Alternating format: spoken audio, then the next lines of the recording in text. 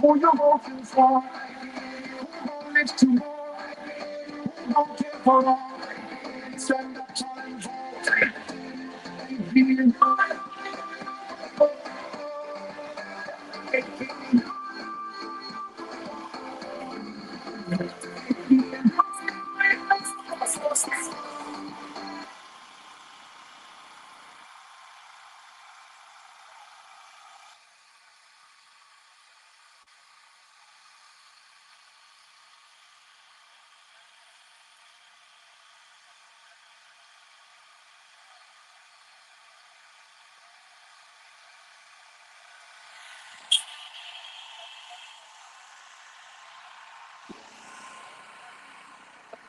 Yo, you got adjust this mic, the camera. Adjust the camera. It's not getting listen to.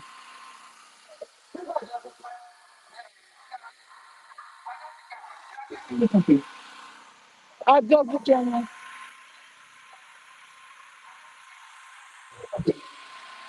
Adjust the camera.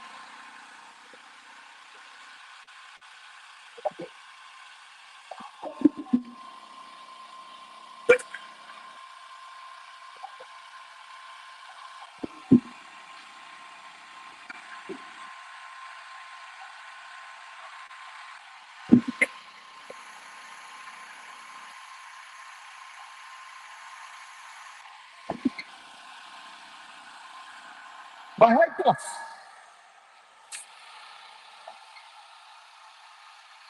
Mahaica.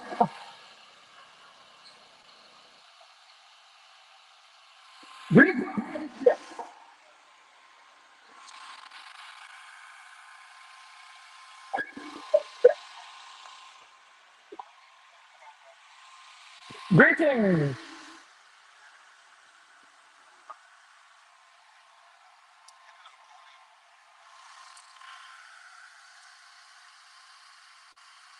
Greetings. Residents of Mahaica and the surrounding communities.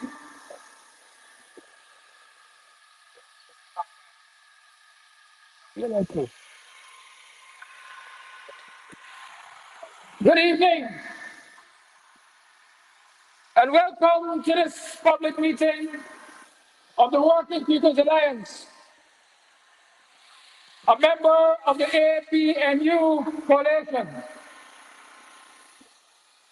Brothers and sisters, I know you may ask if the Working People's Alliance is a member of the APNU coalition, why is it coming to you in its own name?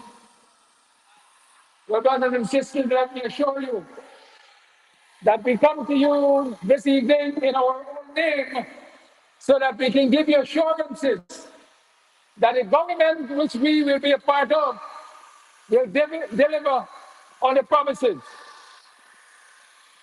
We come to give you assurances, brothers and sisters, because we know for a fact that you know that the Working People's Alliance has always been fighting on the side of the working class. And so, brothers and sisters, those are two reasons in particular why we are here as the Working People's Alliance to address you this evening. I must appreciate your presence and your patience. And since I know you've been patient because we were to make an earlier start, I will go right into the meeting and I will call our first speaker. Brothers and sisters, our first speaker this evening is a mother, is an educator, is a cultural activist, but most importantly, a Guyanese who would like to see each and every citizen of this country enjoy the fruit of Guyana. And so I will not stand between you and the teacher, or as we say, Sister Bonita Hope, any longer. Sister Bonita Hope. Put your hands together, people. Welcome her.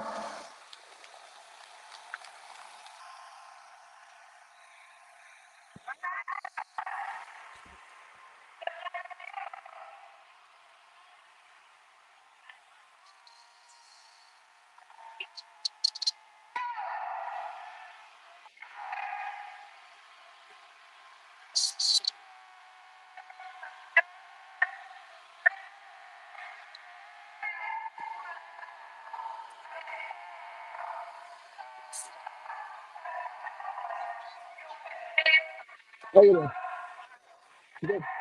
How was the travel up?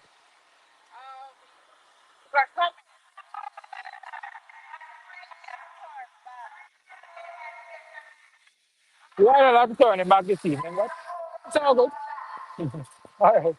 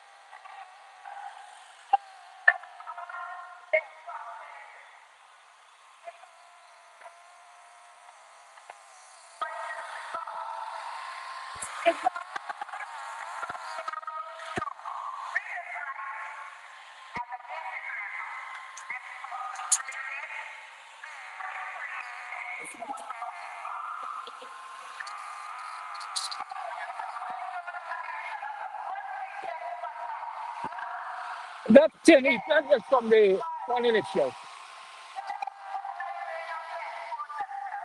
The only thing I have to do is turn it and then it don't get easy.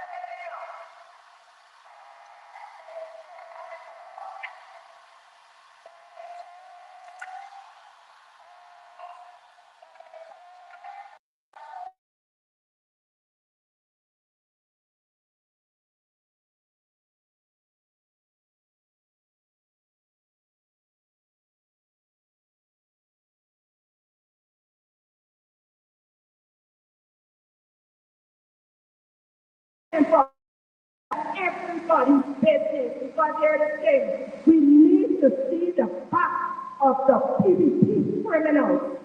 All right? And if we need to see the back of it,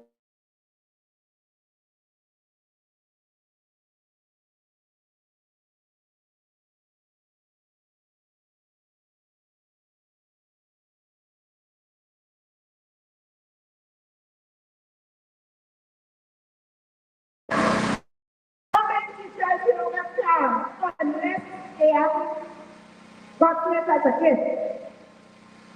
They can't afford it. They cannot afford it because They would have designed the system for us to live from paycheck to paycheck. All right? And that's how we're born. So from September 1, we have better systems in place with Mr. Aubrey Martin. And that is what we are voting for. So we will pass them out from September 1, and we will have better systems for teachers. Imagine, we were in that sun, that burning sun. How many of you followed the strike? How many of you followed the strike? We were there for 75 days, and the disrespect is low. Eh? Imagine Mark saying bargaining on behalf of us, and he never invited us to the bargaining table or even consulted with us. Was he bargaining on behalf of us? No, he was bargaining on behalf of himself. All right? Same work for Madame Priya. If she said she's a caring person, what she would do? She would have ended the strike long, that she didn't care for the children of the country, neither did she care about teachers, because our children were a part of the private system, or are part of the private system. So she doesn't care. You understand? So people like that, we have to get rid of. From September 1, we have to get rid of freedom and chance. We have to get rid of uncaring and selfish man also. All right? We have to put them out. Now, we are going on to the young people. Where are young people? And then talk to you. Get rich quick or try diet is not a thing for me. You're here by the money, but you ain't here by the work. The amount of things you got to do before you get a part of the money. You don't complete the work, and you're still waiting for the rest of the money. And when you do too much, you know what I feel? Let's check you out. So our young people tonight, I'm urging you to hold a focus, stay strong, stay spring, things coming better. With the Auburn Martin administration, we are catering for everyone. All right? Be careful for the teachers. If your salary is under 400,000, you know that you ain't paid no tax. We got nice schools for the youngsters who would have dropped out and wish to go back to school. Remember the same thought from Collins Institute or the school that they would have stopped. That's it again because it's working.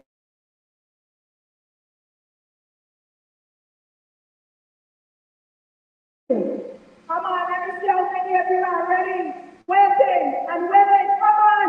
Let me see how many of you are ready and waiting. I am eager for September 1. And let's not be selfish. You see our children? We are not doing this for us.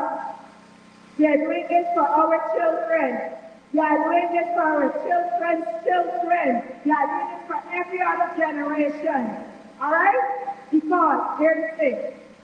We don't want another set of criminals. PVP is all things criminal.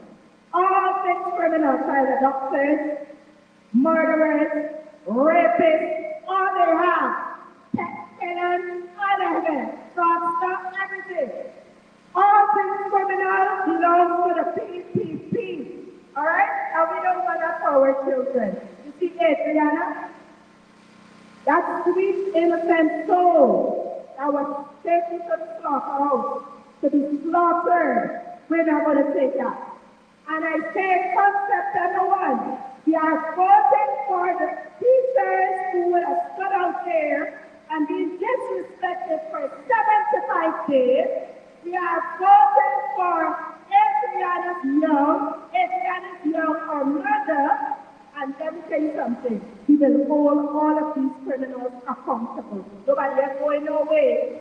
The only place to go is straight to jail. You understand? Because there is where you belong. All the discrimination, all the disrespect, all the violations that you would have done to us as humans, all the advantages, it is time that we take a stand. And not only for ourselves. Everybody gets on board. You have a car, you have a bus, find out from your neighbor how are they getting to the polling station. For those of you who cannot, who don't know how to work the system in terms of the internet, just get to the list and ensure that your name is there long before September 1. So here's the thing. They plan all the tricks in the book, and the plan was frustrating, but we are taking that. I said we are taking that. You understand? So from September 1, we are going to palm them out. Stay with me. Palm them out. I thank you for listening. Thank you, Mr. Bonito. Yes, from September 1, we have to farm out. You have to understand that if we want to get to Guyana, at the same goal, for Guyana to grow, the PPP must go.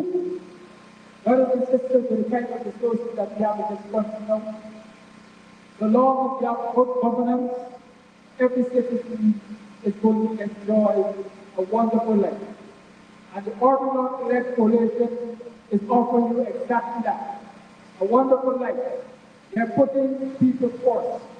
Among the people first policy is the rent to home, rent to own housing program. Education grants and more. But I don't want to stand here and tell you all of the policies. What I want to do, brothers and sisters, is invite Brother Elton Mahaica to speak to you. Brother Elton Mahaica. Remember, for Guyana to grow, the PPP must grow. And so we must pass them out from September 1. Thank you very much for that. Good night, Mahaica. It's a pleasure to be with you this evening, to tell you, to talk with you, to discuss with you issues that are very pertinent before September 4th. So you understand that why you must vote for the APNU. Now, the PPP government has over the years been encouraging their courts to steal land from our villages, to steal land especially from black people, and we must stop it. If now, as I speak to you, there is an issue of land in Georgetown, you know, those of you who know the place called Preparedness in Georgetown, that place is there in 1823 or 1824. Many of our foreparents were murdered. I say they were murdered because, yes, there was a trial, but that trial can only be considered a kangaroo trial. After the spelling of the 1823 rebellion, many of our foreparents or relatives, to be exact, were rounded up. They were rounded up because, again, many of our comrades, many of their comrades, indicated to the white man that these were the ringleaders. I think the same thing happening among us today. We got these people, we got these who breakers still. They indicated that these were the people who were the ringleaders of the rebellion. So they took them to court on the parade ground. That's where the trial was held. Now imagine somebody going to trial and pulling his corpus behind him. What do you think is the result of that trial? Do you consider that a fair trial?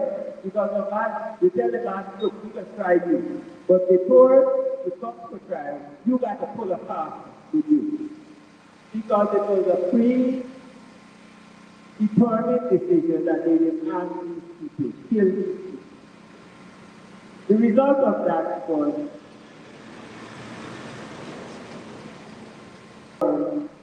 ancestors were killed. They were beheaded. And after beheading them, they put their heads on stakes around the parade ground.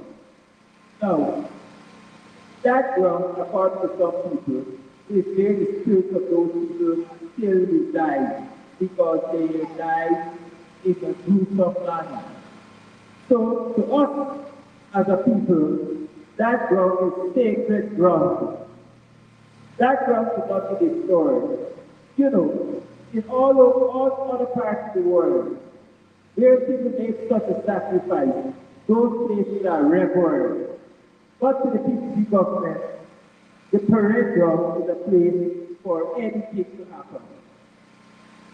So they want to put toilets on just where there is a monument to that 1823 rebellion. Just next door to it. So the same thing happened at Congress for the 12th revolution. So some of us are fighting against that. You go to Pleasant, they are trying to tell the Pleasant people that their backland is state land. Attempting to take it away. They tried to take it easy. They are trying to take it other parts of the school. And I guess they are trying to do it in Mahaica too. One thing I must tell you people in Mahaica that I learned not too long ago. Rice growing was Mahaica the first place that rice was grown in a commercial scale in Guyana. And guess who planted that first rice in Guyana? Not East Indians that came from it. It's up long before 1983. So definitely it was not done by East Indians. Rice was grown in Africa, in Gambia, Senegal. Those places were known to have rice. In fact, one variety of rice came from that same Senegal area. So the people in those areas knew our planting of rice throughout West Africa. So when they came to these parts of the world, they planted rice also. And they started to plant rice long before 1838. In other words, what I'm saying, before intensive service arrived. So rice growing is something that is native to us as a people.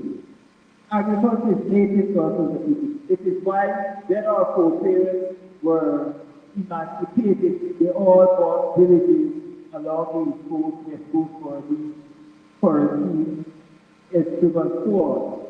And they didn't buy villages, they bought abundant plantations, which they then named into their household villages and farmsteads.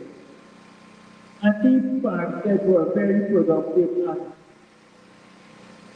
very successful, because what they did, they realized as small plot owners, because each one of them had small plots, they couldn't compete. So what they did, they came together and formed cooperatives. And they farmed this land in groups. And because it was farmed as a cooperative, they were able to make inroads into the market. They were able to produce enough plantain and cassava to supply the sugar state in southern world, and so on. But these farmers were not allowed to sell their produce directly. They couldn't go to southern market and sell it. They were allowed to go up to cities. They couldn't sell directly to the estates. They had to sell to intermediaries, the Portuguese. The Portuguese were the ones who had trade licenses. In other words, what I'm trying to tell you is that from the get-go, our people were sidelined, were marginalized for making real money. It is why today the Portuguese are so rich compared to Africa. The Portuguese community has much more economic power than the African community, even though they are just less than 1% of the nation's population. And this is all historical. But this APN government that is in waiting, it tends to make changes to such a situation. They intend to make the small man a real man as born of oneself. They intend to make avenues available for agricultural production to be increased. They intend to make you be able to plan your travel, right, whatever it is, and assist you. So on September 4th, it's essential that you vote APNU to ensure that you benefit from the agricultural policies that this PhD is brings to you. There are areas that you need to look at. Housing, education, it is important. Education is addressed. Why? We know education is cost-related.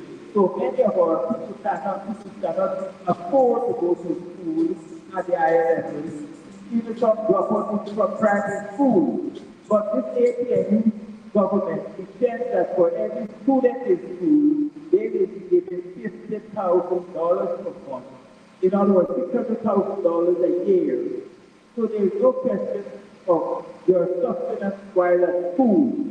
And you will just be able to study arts, you'll be able to study the sciences, the technological subjects, agriculture, subjects that will bring development to you as a person, businesses, so that you can establish your own businesses, and to your community. Right? So it is essential that we in Mahaica vote for the APNU come September 4th. Now you may realize that this WPA meeting is talking things about things that we will not hear on the general APNU platform, because we recognize that the African people in Guyana are extremely marginalized, and we need to talk to the African people in a very serious manner. We need to let the African people know that it is necessary that they come out and vote and block for the APNU, because any other grouping is biased to the African people. PPP has over the years displayed what people say apartheid. They have created in Ghana an apartheid regime. In other words, a regime in which only race matters, race-based. If you're Indian, you go. If you're African, you don't. There is nothing for you. You see today they're coming around giving contracts to our young brothers and sisters. Why weren't they giving them contracts 5 years ago? It was COVID time, it was business time. It is all about talking them to make them feel that things could be better for them. They have pauperized our people so much that now our people are grateful for the little pieces that is thrown their way. They give them contracts to be brave, to be parties, make a small piece of road, and when they give them these contracts, especially them from where they must get the concrete, from where they must get the cement, the steel, everything.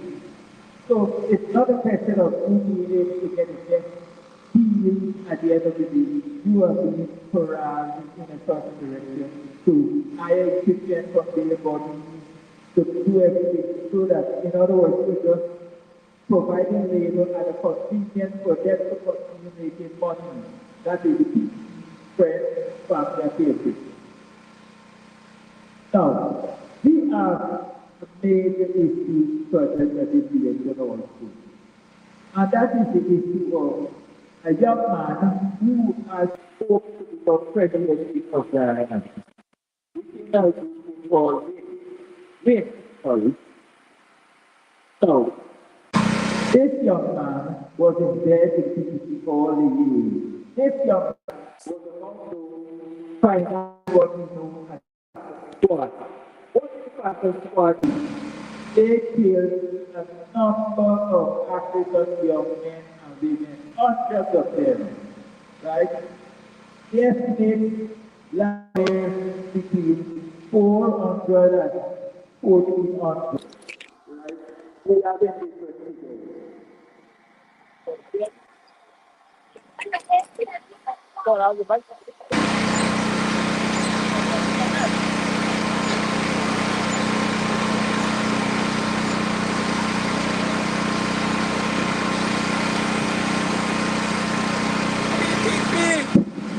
We have a situation where on a regular basis, we wake in the morning to find 2, 3 young persons killed, and no one being to date has been held accountable for most of these murders.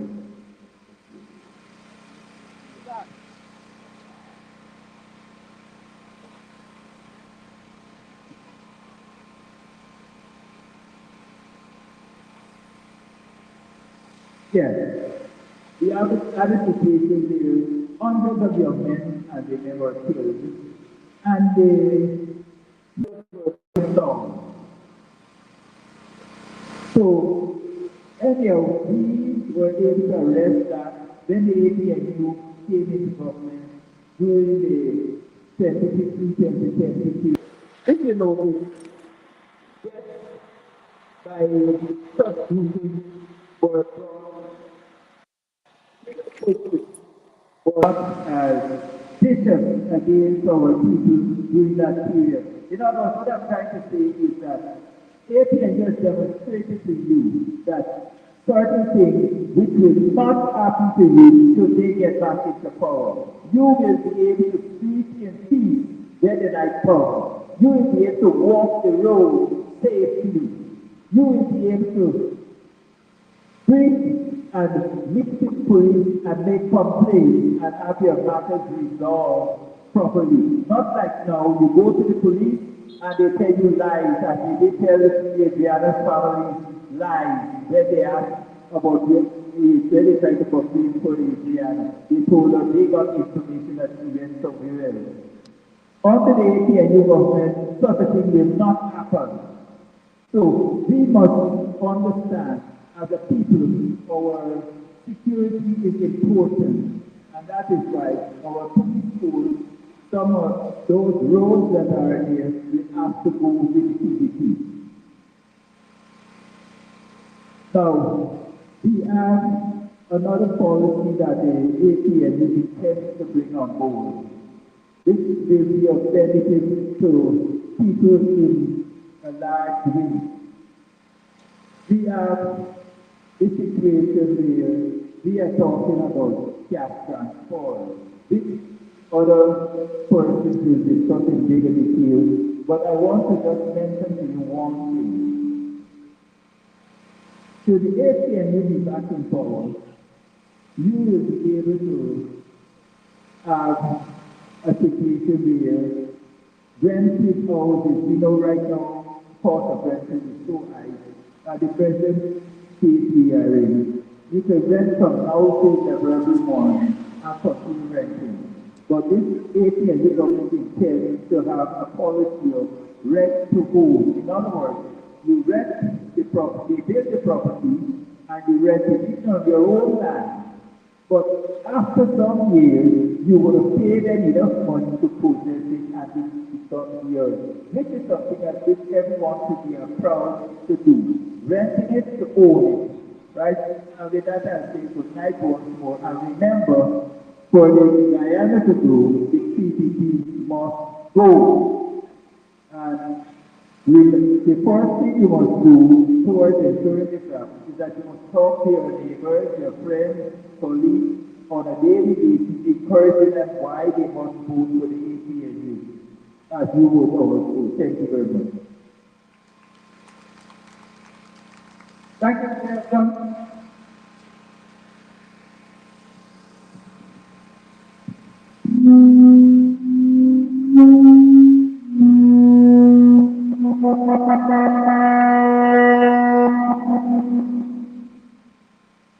Thank you.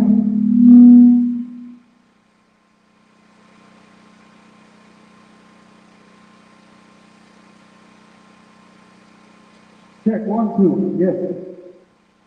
Thank you, Brother Elton. I remind you, Mahaica, for Guyana to grow, the PPP must go.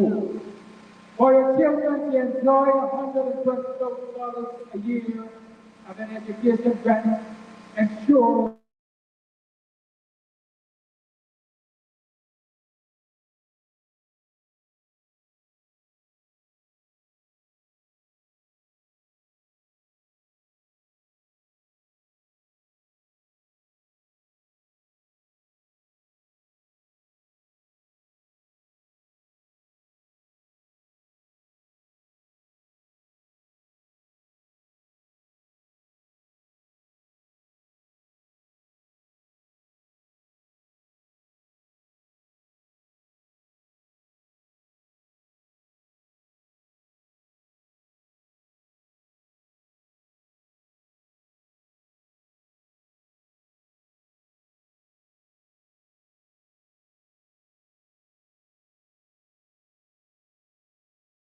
Brother Wood tonight is a stalwart of the working people's alliance. You fought in the days of Walter Rodney. You fought alongside the likes of the alliance, Professor the alliance, and all Takuma Kotse and all the others who are still in the fight. And it's a pleasure to welcome Brother Wood tonight to the platform tonight. You started many miles, crossed many seas to get here to speak with us tonight. Put your hands together and give Brother Wood a warm welcome.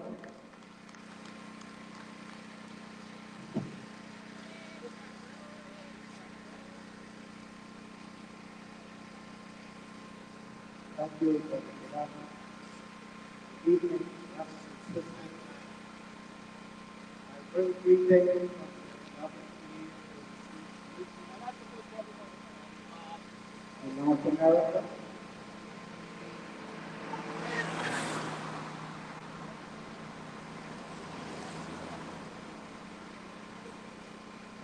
First thing this morning, I have to get a shower to pour the popcorn in Kiki on the East Coast.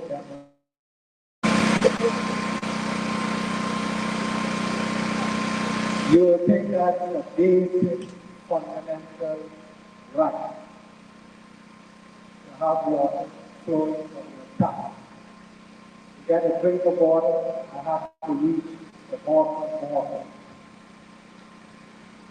These are basic necessities, and the cost of bottled water is high. When your basic necessities add to the cost of living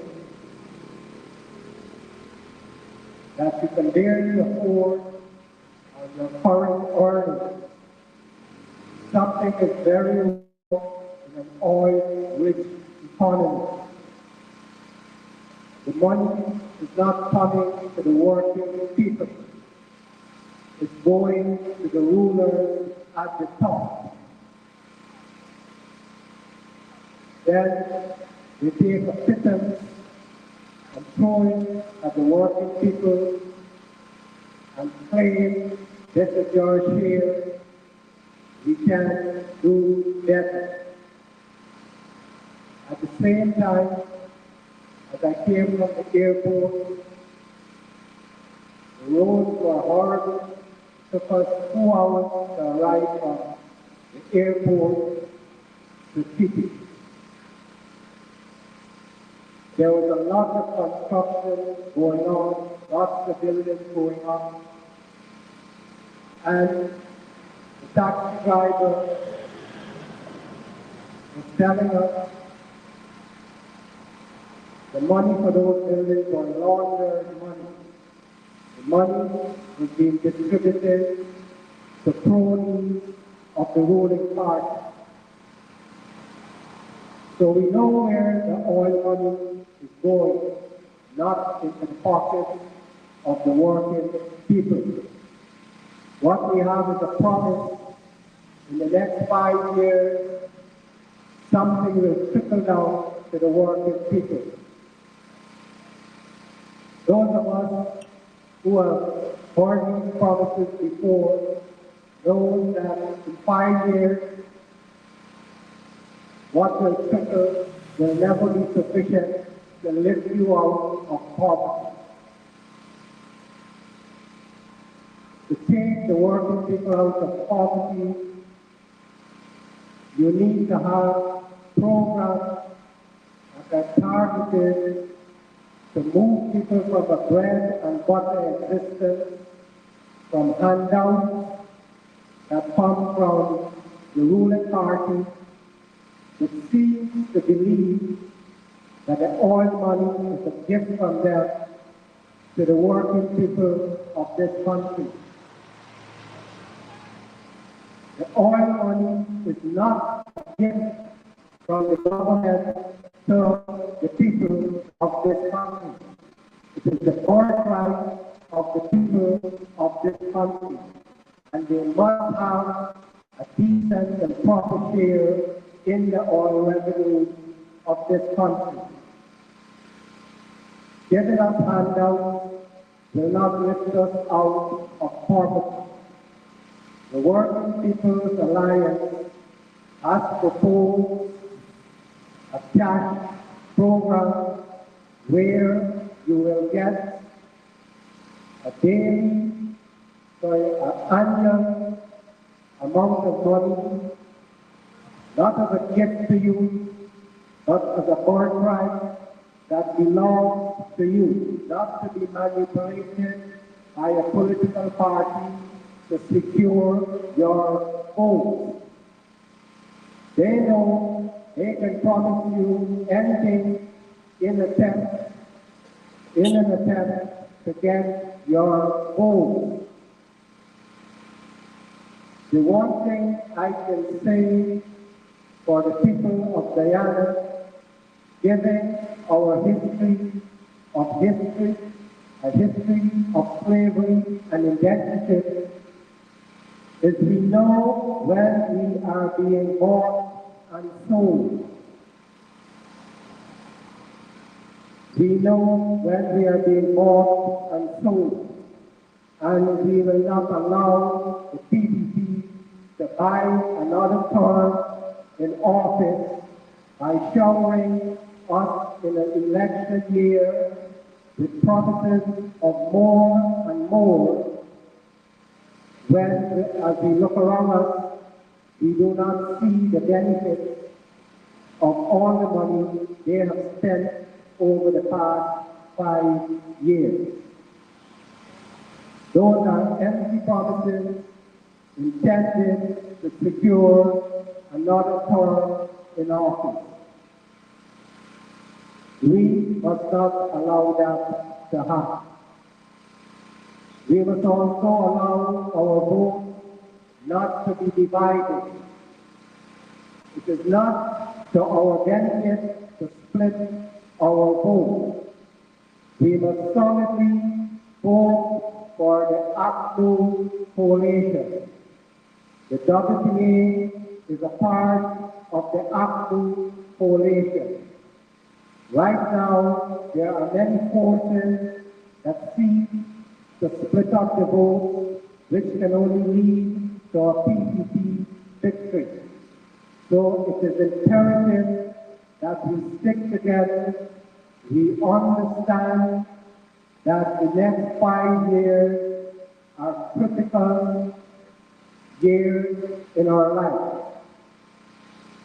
If we want betterment, we must ensure that we talk to all our brothers and sisters, our neighbors, our families, to motivate them to get to the polls and cast their votes for the APNU coalition.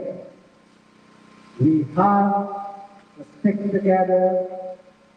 We have to ensure that the APNU coalition wins the next government.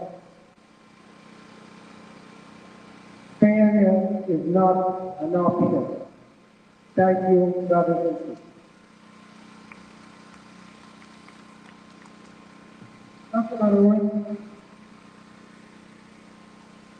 When September 1st comes and you go to the polls, you are voting against child abduction and rape.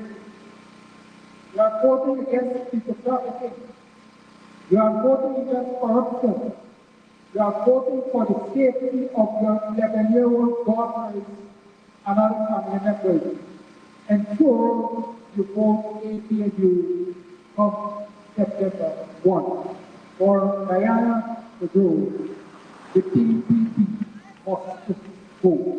Our next speaker is a young lady who has been in service in the state in many capacities.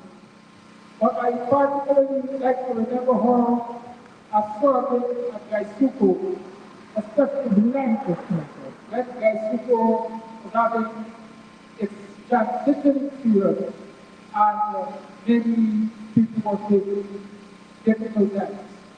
I want to invite to the podium Mr. Orbiana Thomas, and she will tell you more, perhaps about bicycle and how the APNU will ensure that not one single person gets dismissed by super when he gets into power, but it will ensure that productivity rises and the industry becomes stronger. To start. Thank you, Mr. Dr. Hello, Mahaica. Hello, Mahaica. I'm hearing you. Come for September. Who is going to vote for?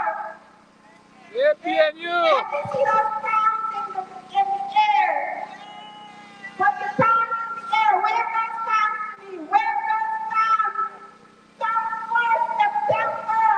We are voting for the APNU. We are voting our X next to the pound. Don't let your X touch the boxes. Just put a nice little X in that box. Because no one's fireballs, right?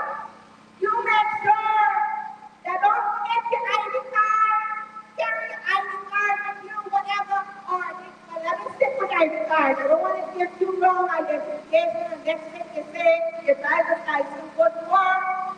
You make sure that you get all of your friends, your family members out on the 1st of September because we are getting the PPC government OUT up.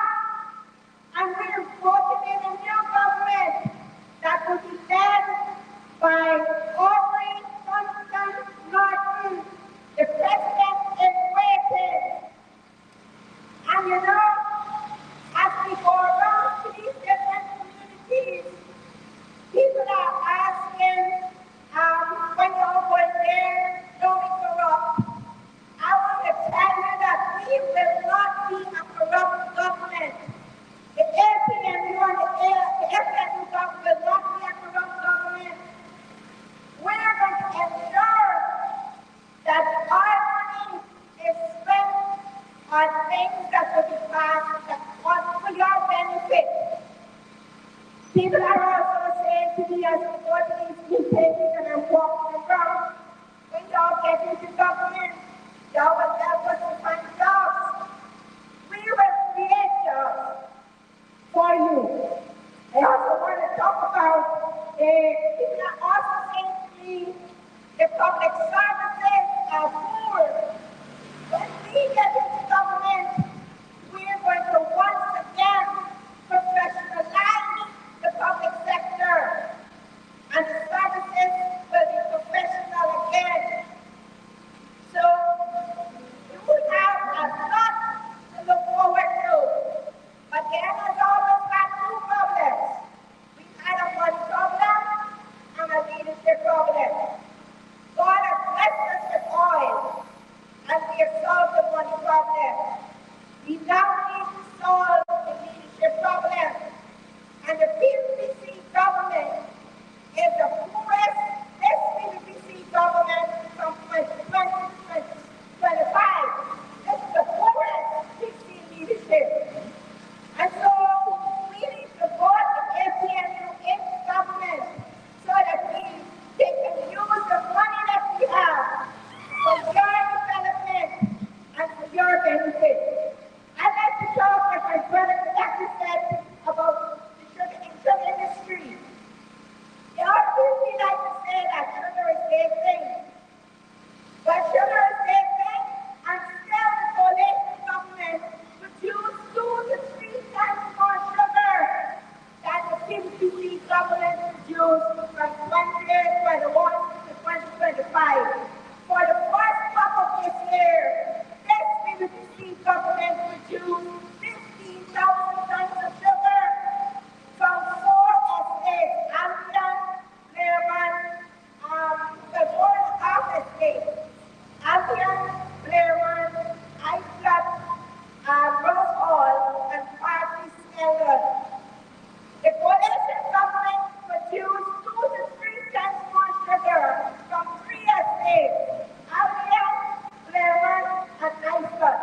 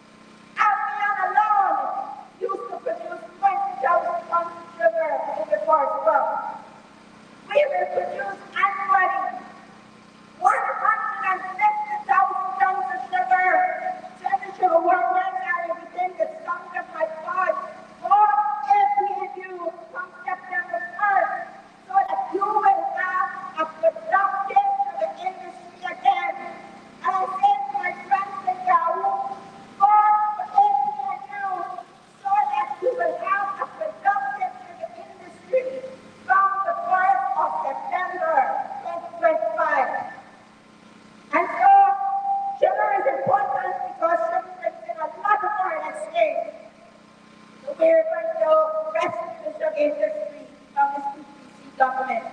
And let's talk about land because we have a lot of farmers in Mahaica here. And in Guyana, we have a lot of land issues. Land issues as related to land ownership, and a lot of also what people are doing, particularly people who are connected with this PPC government, they're exploiting the vulnerabilities of landowners, and they're taking away their lands, and they have plans to take away their lands. And remember when they were taking up some burial ground under the LPNU government, we will not take up their burial grounds. The burial grounds are sacred. And so who will take up a burial ground and say that this is their land? So, and what kind of government would allow that to happen? Under the LPNU government, we will have some kind of land development and management policy because land will be an important part of our poverty reduction strategy, policy.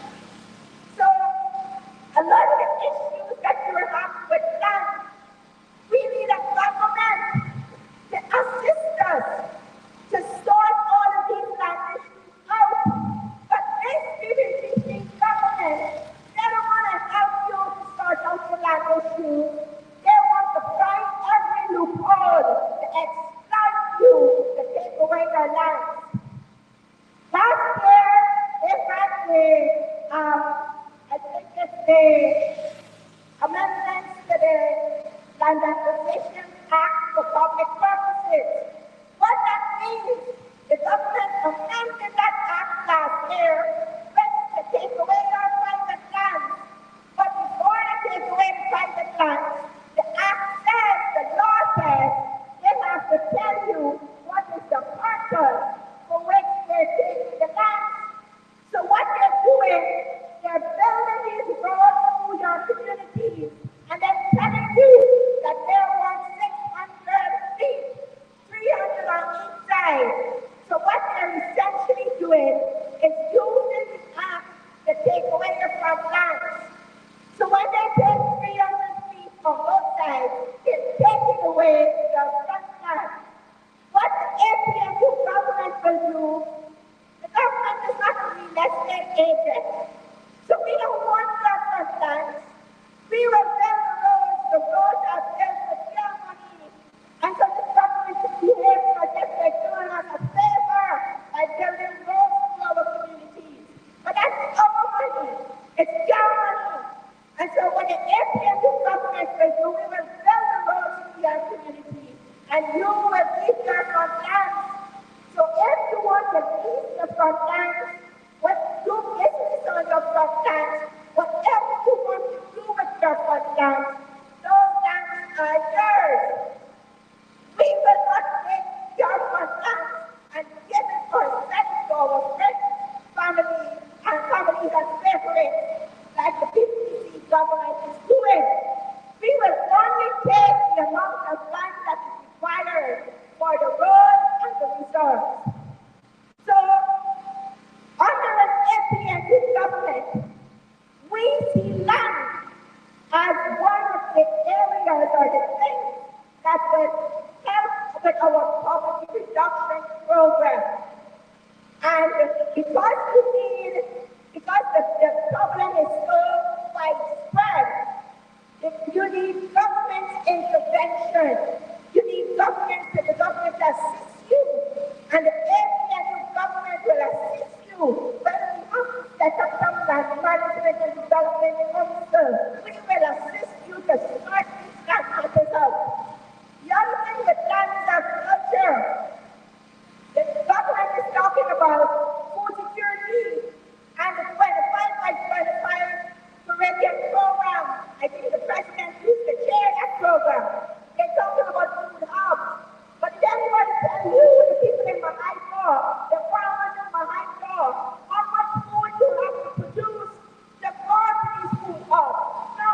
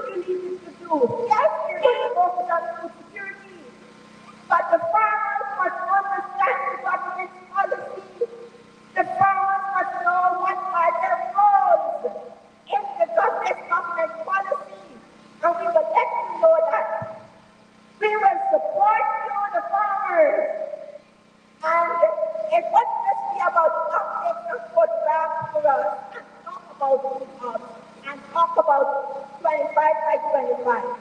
You will be involved in whatever agriculture program or food security program our government is involved in. The other thing I want to say about land before I move on to environment. You see all them lands around the place that people are taking away unjustly? When we get to government, we are going to give those lands back to their rightful owners. I want to say that. On the environment, quickly, remember the days when these canals used to be clean, and the sanitary inspectors used to be coming around and checking the drains and so on. We will develop an environmental industry. So environment will be also a business where, for example, in the Mahaica, let's say, for example, you can have about 3 or 4 small environmental businesses where you have to go around with you. We will probably look at making an environmental fund with startup funding for these environmental businesses. So instead of the government waiting until the president organizes a cleanup campaign, you have businesses within Mahaica, environmental businesses that would on a monthly basis maintain the environment in Mahaica. At the bigger, the larger policy level, we're going to have an oil and gas economy, or focus on oil and gas, and we're also going to focus on a green economy. We're going to focus on a blue economy to win the blue economy on these waterways that we have. We are going to utilize these waterways in a much better way, and also put it as a part of our economic program. So we have some big plans for you, whether you come from Mahaica, my Tony, Coca-Cola, John, Golden Rose, and Claremont, wherever you come from, we have a big plan for you, because the leader of our FNU will tell you that a part of the policy of FNU would be to develop villages. So not only will the big boys and big girls at the top be benefited, we will develop the villages, and not just develop the villages by giving you handouts. We will develop industries in your villages. I just talked about an environmental industry. We're going to develop the manufacturing industry. We've never seen manufacturing in this country like we've seen it since the days of the PNC. We're going to revive the manufacturing industry, but we're going to sell it down to the community. I'm going to wrap up now and say to you that one last point is young people. One of the things that we will do for young people, we are going to work on a program that looks at our policy. Every single Guyanese will be a resource. So not only will it be a boy, girl, man, woman, whatever you're working on, as an accountant, a journalist, a farmer, we will see you as a resource for the country. So our human capital and human resource development policy will focus on every citizen a resource. I would like to say thank you for coming out this evening, for listening to me. It has been a pleasure. Thank you.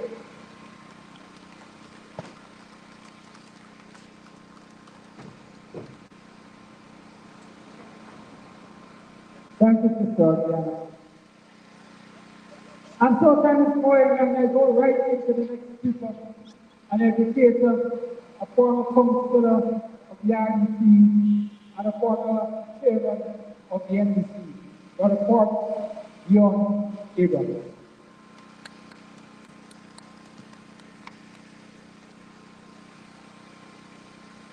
Brothers and sisters of Mahaica, a very good night to you. I come to you as a member of the Working People's Alliance, under very strange circumstances here in Guyana. And I come because I recognize, as the WPA has, that this is a do or die moment. It is a time when we have to ensure that change comes. Enough is enough, and you, the people, come September 1, must demonstrate your willingness to change a system that is not concerned about your welfare, but is merely concerned about filling the pockets of a few and leaving you to simply struggle with the crumbs that are falling your way. Guyana has never been a poor country, but our difficulty has always been the way our resources are handled and managed. And the PPP over the past 28 years is not 5. Because prior to 2015, they had demonstrated this knack for robbing the country and robbing our people, coming up with schemes by which they can simply siphon off the resources of our country.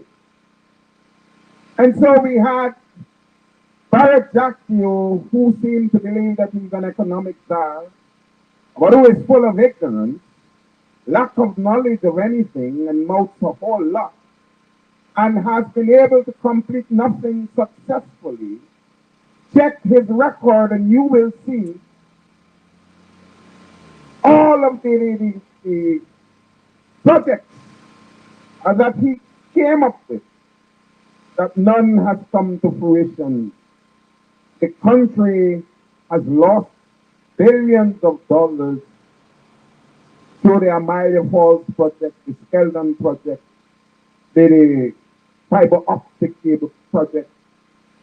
And they've come back at a time when this country is so blessed with our resources. We now have oil, we've had gold, which the country was not benefiting from, and Brother Elton normally speaks about the ship, the trawler that was caught with all the gold bars in the Eastern Caribbean. And of course, that was attributed to a blue man who now comes pretending to be the savior of this country. The gold that we are producing, we are not benefiting from it. It is being shipped across the borders to Brazil and to other locations. And if you follow what is happening on Facebook, you will see that people are saying that high officials are involved in the transport of our resources out of the country. The Chinese in the bauxite industry are not only extracting our bauxite, they're taking out the ore and everything, and are loading them onto ships daily, and are carrying out everything. We don't know what is included or what is taken out with the soil that they're taking. Normally you strip the soil of the overburden and you get the bauxite beneath, and you take that and you send it abroad for refinement. But the Chinese are taking everything. And so we are being left bereft of what we should have, and are being kept under poverty, so that the PPP can dictate at times like these how we live and when we die. They can come to us now and pretend that they have this love for the poor man of Guyana by making all kinds of announcements that Air Finale can stand today and Jack Dale can stand before us and tell us that from September 2 and beyond, they are going to reduce poverty in Guyana and that they will ensure that the prices in the market go down. They have had 5 years to do it. And they paid no attention to it. What makes us believe that they are going to look after our interests after September 1, 2025? So when they do these things to us, it tells us how contemptuous they are of us as a people. They believe that they can come to you with any kind of nonsense and that you are going to accept it and believe.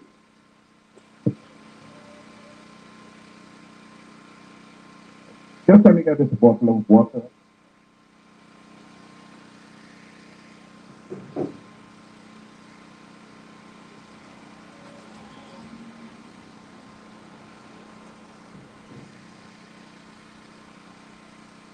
So,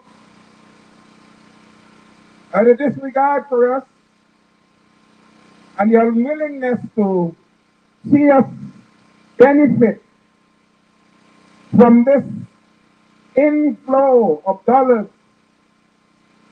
that is coming from the production of oil is something that we have to be concerned about. And it is enough to tell us that this PPP government does not care about the poor people of this country. Lots of my friends, particularly in the Indian community on Facebook, they praise the government for all the roads that they've been building and all the development that we see taking place. We're not denying that development is taking place.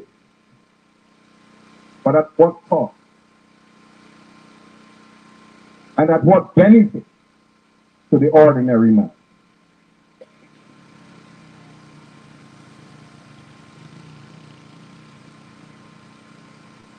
Roads all over the country are being built.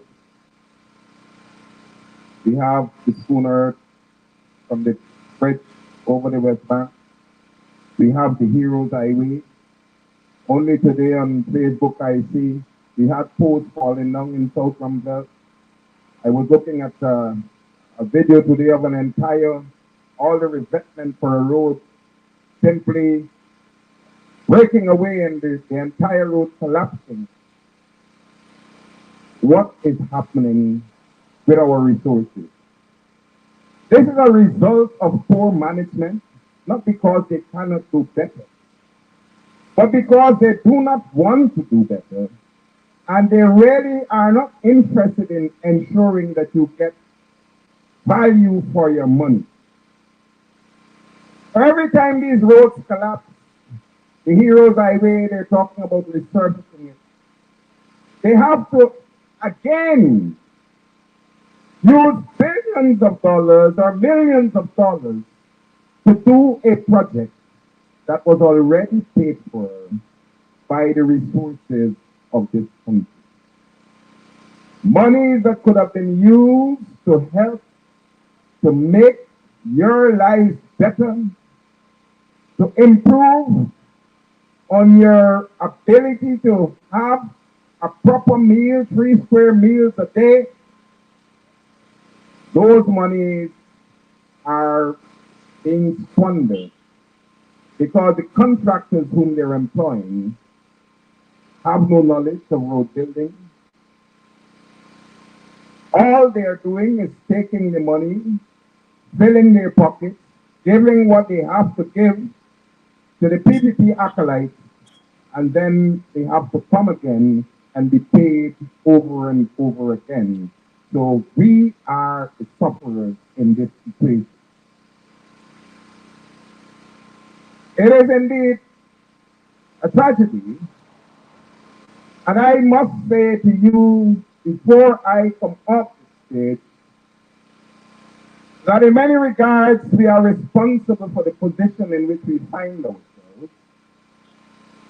Because in 2020, many of our people did not support the APNU because they felt wrong, justifiably so, I believe. They felt that the APNU administration under Granger did not pay enough attention to their concerns, that many of those who were ministers had become aloof, that you could not reach them. And so the population became angry. And in that anger, you decided that you were not going to vote for the APNU. You stayed away from the election.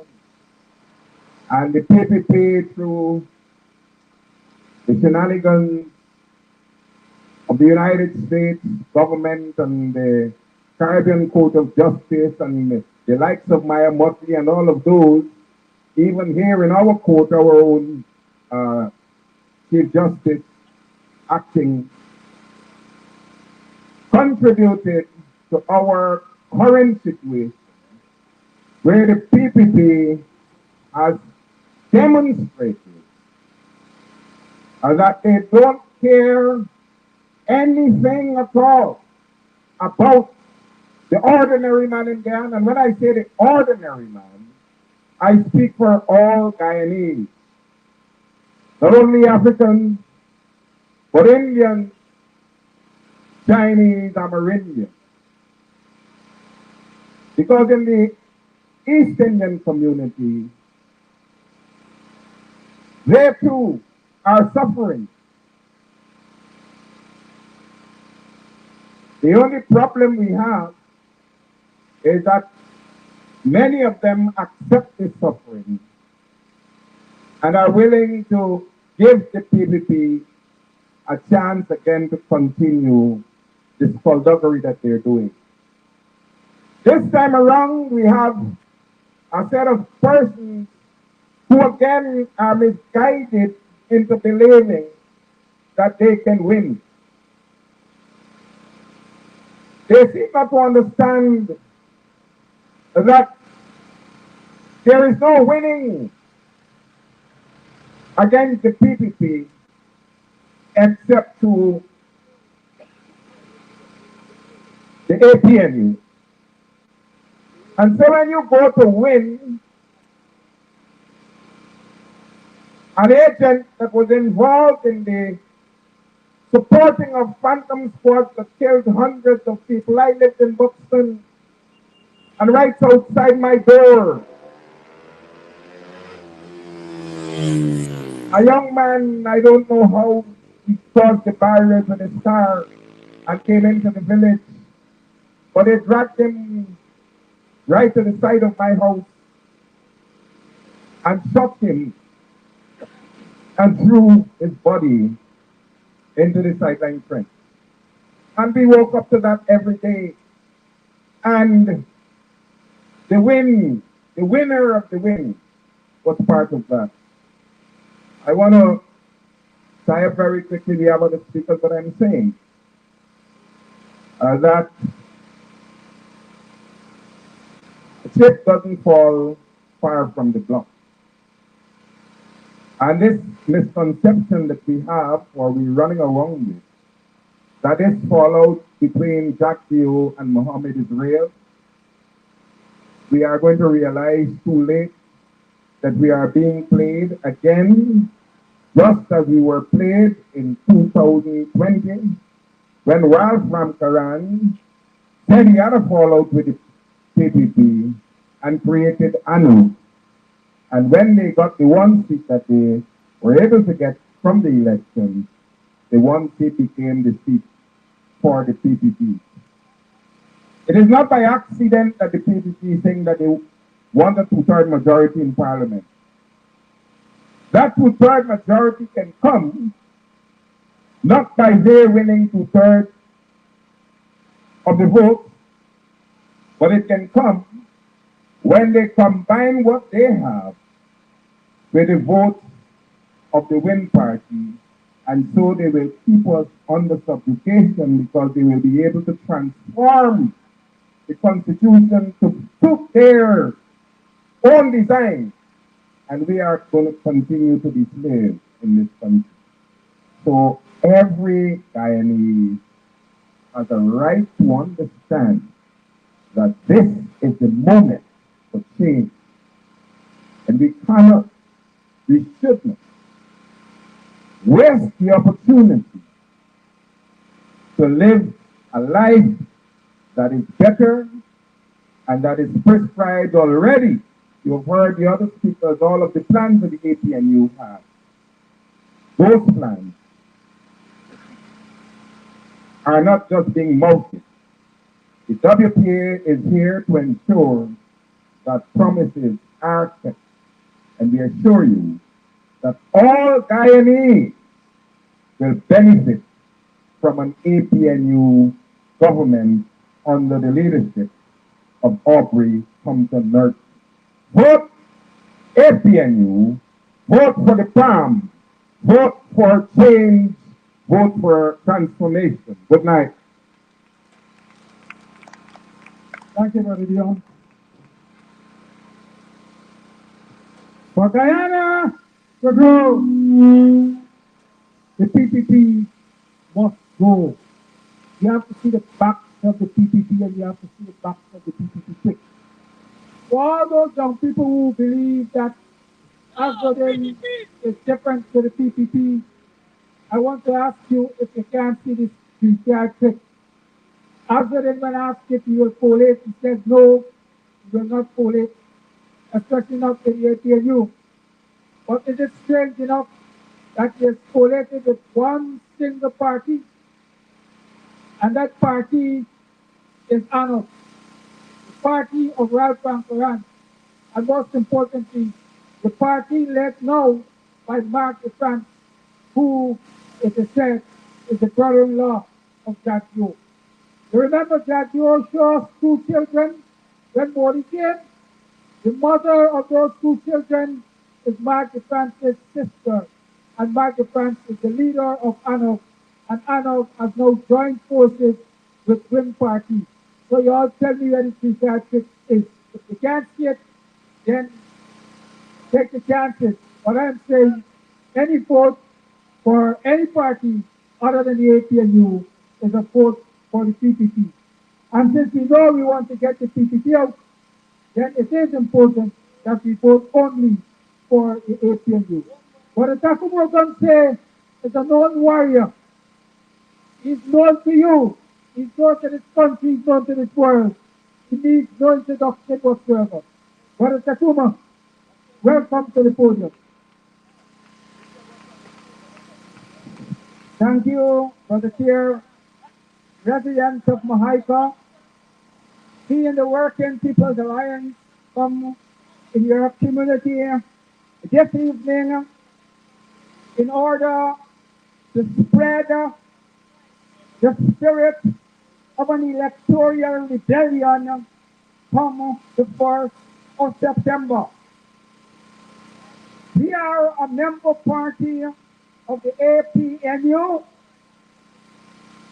and when we are on their platform, we draw the line and we discuss matters in a certain way. You see, there is a saying that in electoral politics, you behave in a certain way. But we in the Working People's Alliance respect the judgment of our partners. And as I said, when we are on a joint platform with them, we toe the line. But when we come to speak to you as the Working People's Alliance, We come to speak to you as the party of Walter Rodney. We come to invoke the spirit of resistance that our ancestors used to crush European enslavement. The spirit of resistance that we use as a nation to kick the British and their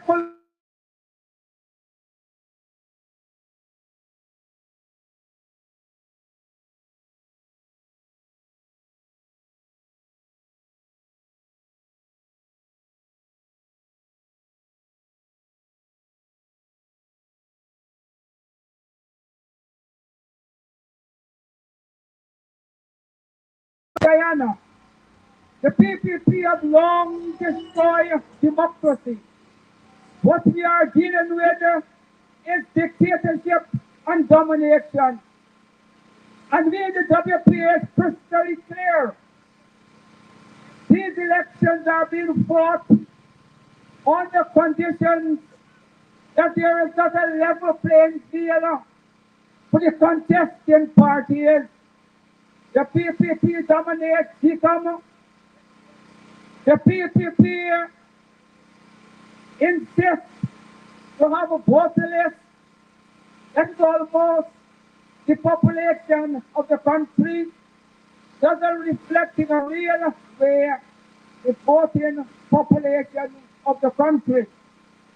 The PPP in these elections have been using the national purse as their personal bank account, and they have not respect the rules in democratic elections and what our constitution clearly states, that once you're in an election, the government spending is automatically restricted.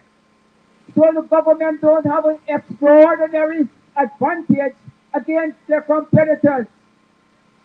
But the PPP have no respect for those democratic norms. And they're trying to pull a fast one on us by telling us that these are democratic elections and that the playing field is level, and that at the end of the day, we must accept defeat and go home and be contented and wait for the next 5 years. We in Rodney House, it's crystal clear. We are with our partners in the AFPMU coalition, and we are fighting hard against the odds to win these elections. But we are fighting consciously, knowing that the PPP will attempt to rig these elections, and they're likely to rig them. And we want to make it crystal clear from this platform, the WPA will never tell African people and the people of Guyana to accept rigged elections from the PPP. If they rig the elections, we want to make it clear. We will do everything in our power to turn the country into a sea of resistance, and they will not be able to govern. These elections are elections that will shape the future of Guyana for a long time. And any government coming out of these elections has to be a government that comes out of fair and free elections. Any government that comes out of rigged elections, we will reject them and we will make the country ungovernable. This is our commitment to you. And we want you to understand that we're not mobilizing you simply to go and vote. And then you cast your vote for the PCP to their skullduggery. And we have to live with them for the next 5 years. We want you to understand that we are mobilizing you in a genuine effort to win these elections. Because winning the elections will solve a lot of problems for us, will make matters easy. But we are also conscious that the PPP will attempt to rig these elections, and we want to get you better ready. The problem in this country is that the African Guyanese community have long lost better readiness in a political sense. We have allowed the PPP to pull roughshots against us. We have allowed the PPP to get us in a mood in which we say that we should not take to the streets to enforce our political demands. And because we give up that important leverage struggle, the PPP feel bold enough that they think they could beat the Africans down into total domination. And we want to make it crystal clear that is not going to happen. We also, in these elections, want you to understand that oil and gas has changed the dynamics in Guyana, both economically, socially, and politically. These are not the elections of the 70s, the elections of the 80s and the 90s. These are elections being contested in a totally new reality. And we want to say to Guyanese, we in Rusty House want to say to the Caribbean and to the entire world that from our position, we are prepared to tell Africans that King Sugar had enslaved our ancestors for hundreds of years. And over 250 years, we worked for no money. We lost billions of dollars in generational wealth. If our ancestors were paid from the first time they arrived, like what happened to the indenture workers, Africans would have owned Guyana. Our present economic and social underdevelopment is a direct consequences of enslavement and the loss of hundreds of years of generational wealth. In sugar have changed and shaped everything in Guyana was shaped by sugar. We in the WPA is telling the country and the world and urging Africans in particular to understand that these oil money open the opportunity for the state of Guyana to give reparations to Africans. We are all the centuries of generational wealth because it is through our labor that we liberate Guyana from the swamp and we make it a habitable place for all who came after us, all the indentured servants. When they arrived, the roads that they walk on were built by Africans. The lodges that they live were built by Africans. The fields and the estates that they came and worked was built by the Africans. And we are saying to Guyana, we are putting Guyana on notice that these elections are elections that will shape the future of this country. Africans has to be compensated for those centuries of loss of generational wealth. We have to be compensated. So we are not engaging in these elections as ordinary elections. We are engaging in these elections as a defining moment in the history of the country.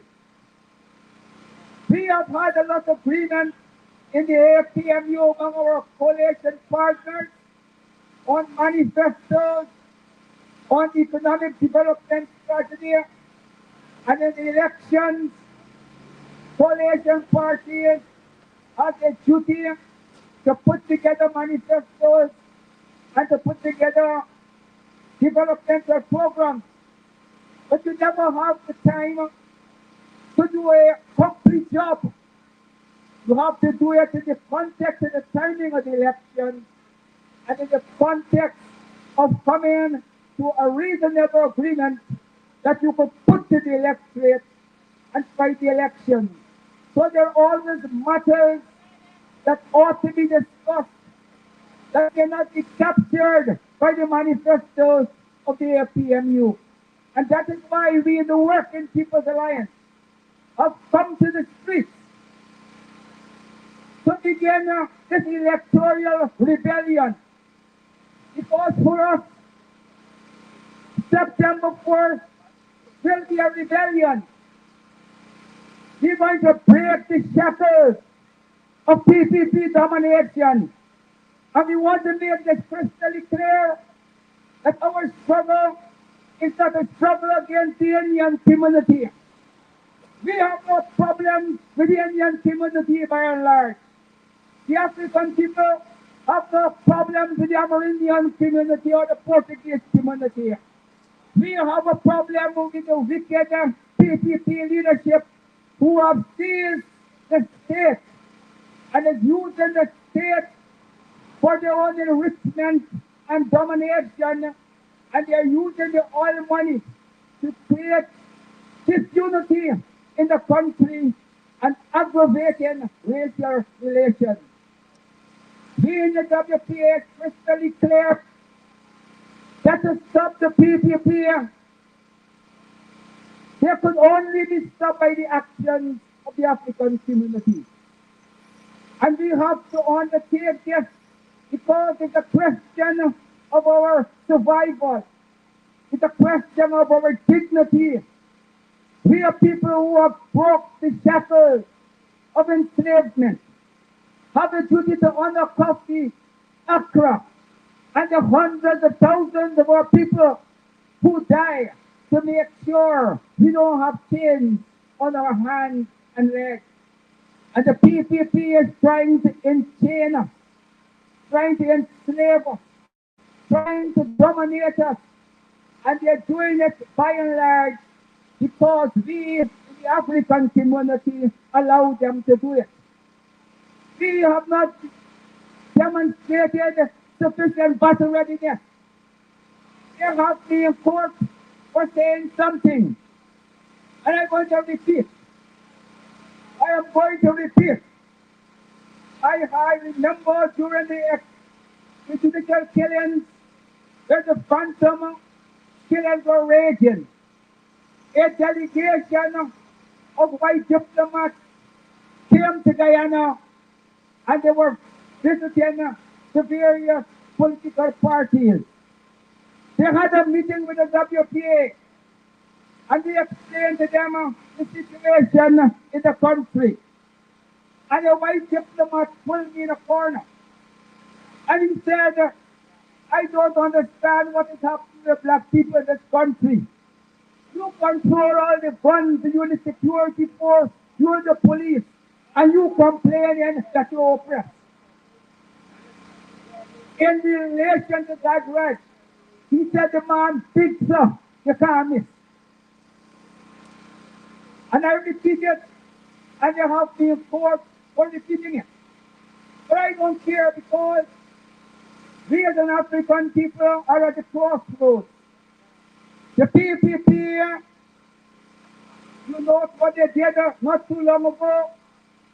They announced promotion for hundreds of members in the police force.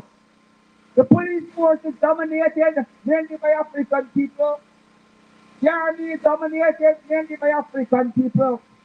But they're trying to bribe our sisters and brothers in anticipation that when they rig the elections and we take to the streets to deal with them, they will have the police and the army on their side. And we have a duty as a community. We have a duty as African households to talk to our sons and daughters in uniform and to let them understand. Because it's a funny thing. Therefore, 95% of the army and the police vote for the PNC, vote for the APMU, vote for the coalition. But then they're caught. They're caught in this trap. Here the profession says they must respect the Constitution, and after elections, despite how they vote, they must respond to those who are in power. But the Constitution makes it crystal clear that the army and the police has to be accountable to the Constitution and not merely to the government. So if the government broke the Constitution, the army and the police have to defend the Constitution and not the government. If the government sends you out there to say you must crush a legitimate demonstration of peaceful people, that is not a constitutional mandate. That is a mandate out of political dictatorship, and you have to reject it.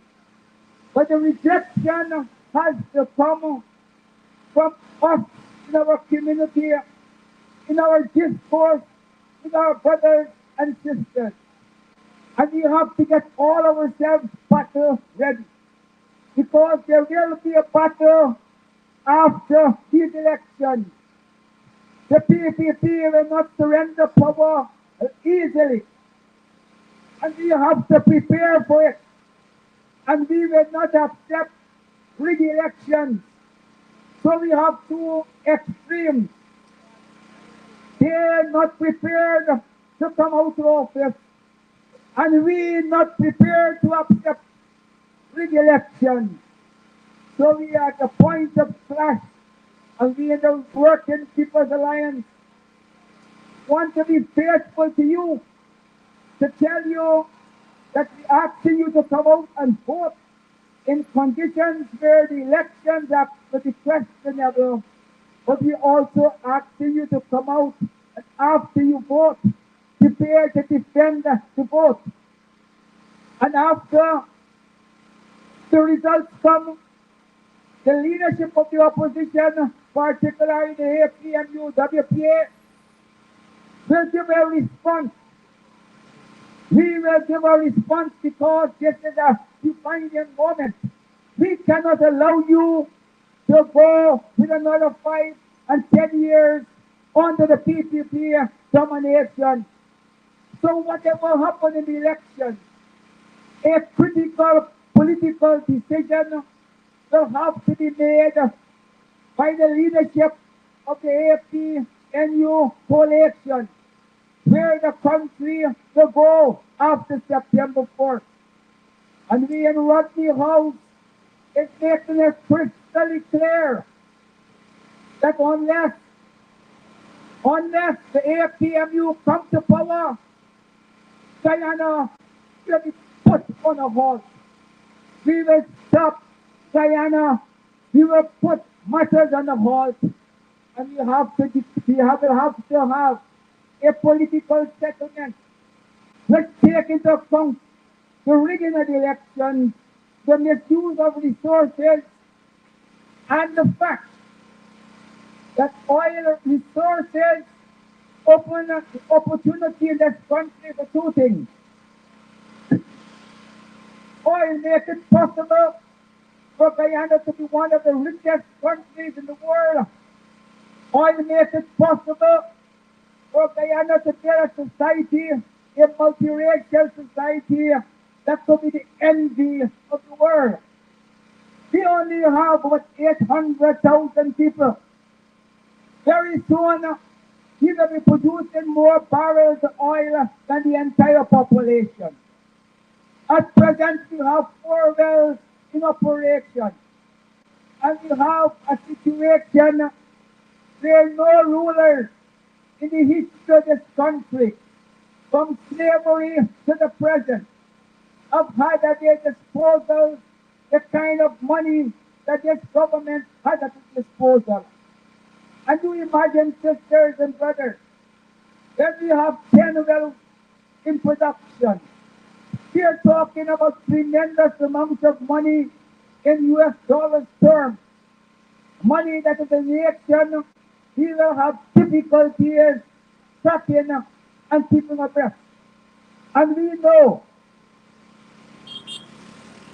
that given our situation, politicians and people in big business will collaborate to steal from our treasury billions of dollars.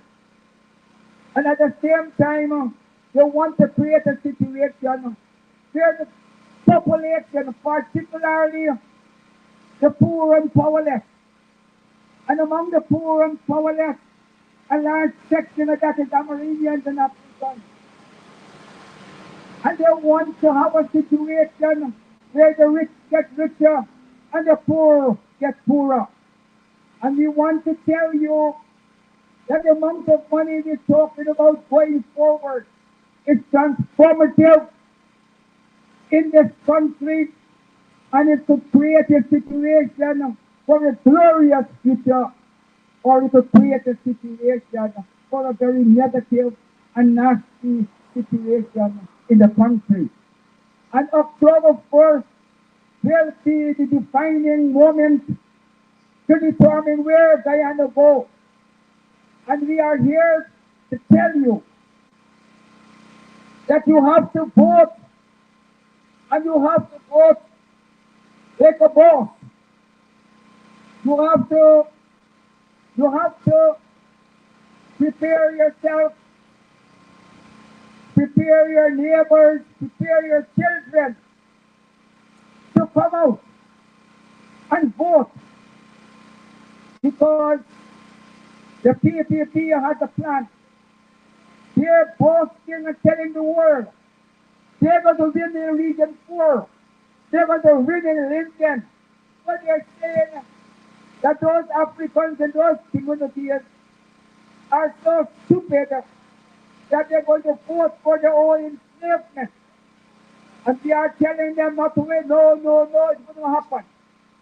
One of the things I want to say before I leave this platform, because Dr. Mines have to speak to you, is that you must not become confused by the PPP argument that they have done so much for Guyana.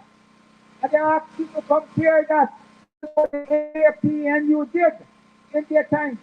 The PPP controlled this country from 1992 to 2015, when we kicked them off our back. Almost 23 uninterrupted years. We must ask them why in those 23 years they have not done what they're doing now in terms of infrastructure, etc., etc. The difference is the oil money. From the time the PPP comes to power in 2020 to the present, there's been 4.5 trillion Guyana dollars. 4.5 trillion Guyana dollars. More than 4.5 trillion in 5 years. Unprecedented sums of money for any government. And you cannot spend those sums of money without delivering certain things. But we have to ask them about the quality of the things they deliver. And then we ask them about the quality, and we ask them where the bulk of the money is going in a different story.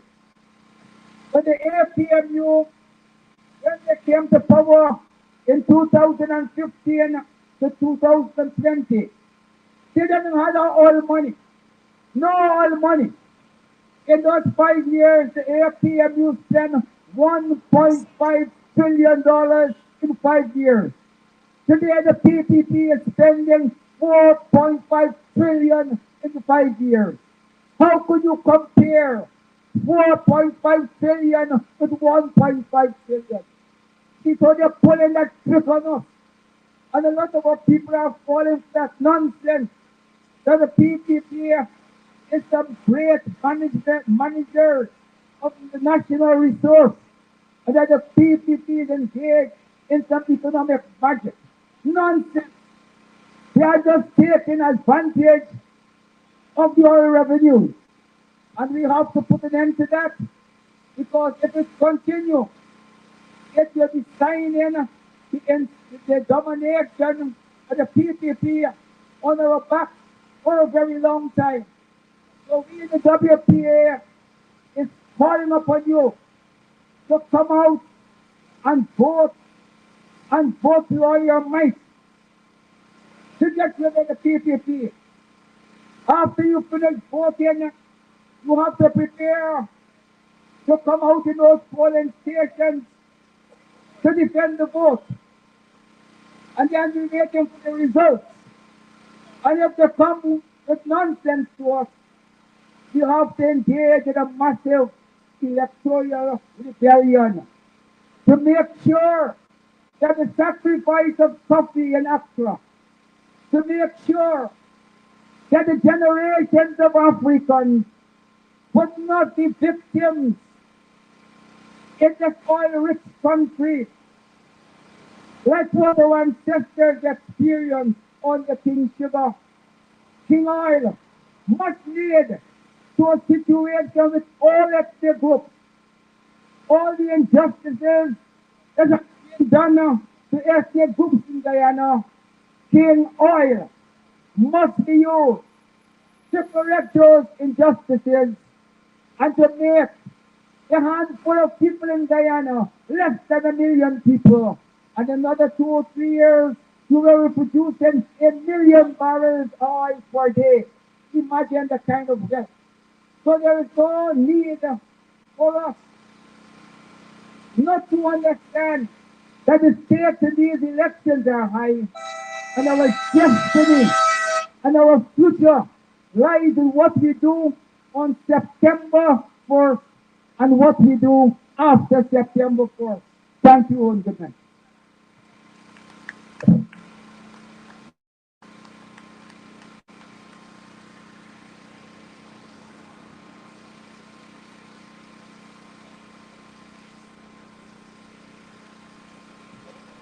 Thank you, Brother Giacomo. Brothers and sisters of Mahaica, put your hands together. For David the warrior, Professor David Hines, the man who got the eyes to straight out. Good night. Thank you very much, Brother Kedaki. And good night to the people, you, the wonderful people of Mahaica. It's always good to come to the street corners and to engage in conversation with our people. As you've been hearing from the speakers all night, September 1st is a defining date. Our history will be written as pre-September 1st and post-September 1st. And we have a duty to vote the PPP out of office. The PPP government is the most corrupt government in the history of Guyana and the Caribbean. Most corrupt. Everything is a deal. And they've not just corrupted government, they've corrupted the entire country. And so it is important that on September 1st, we remove the curse of corruption from our country. The last budget is $1.3 trillion. 57% of that money goes to what they call infrastructure. Building roads and building buildings.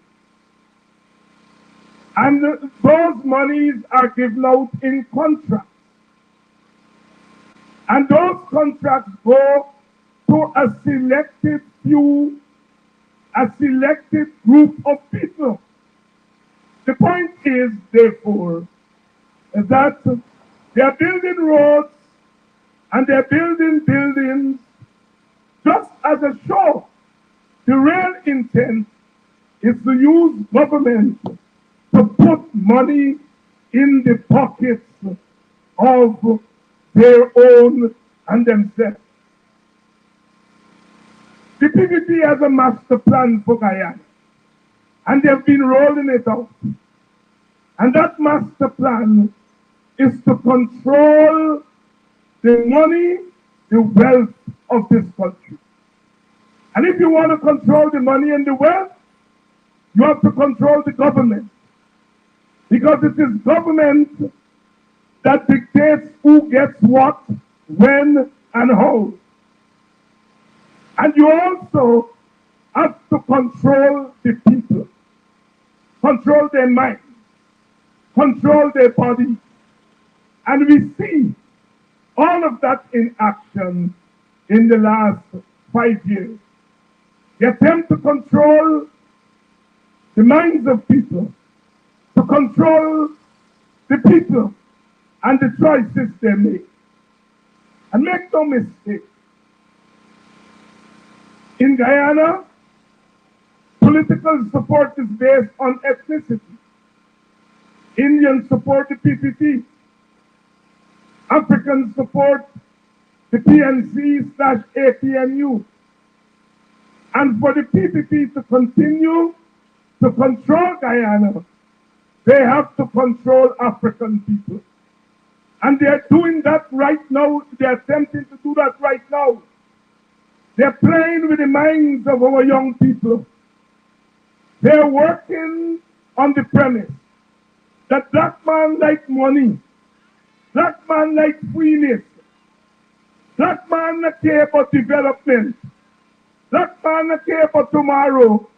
Put little money in their hand and you capture them. And that is exactly what they're doing.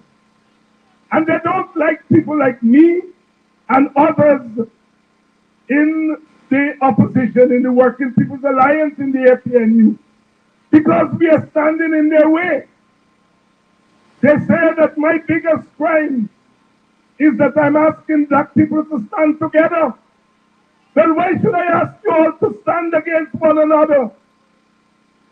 And so therefore, let us understand that these elections are partly about keeping African people out of modern day slavery.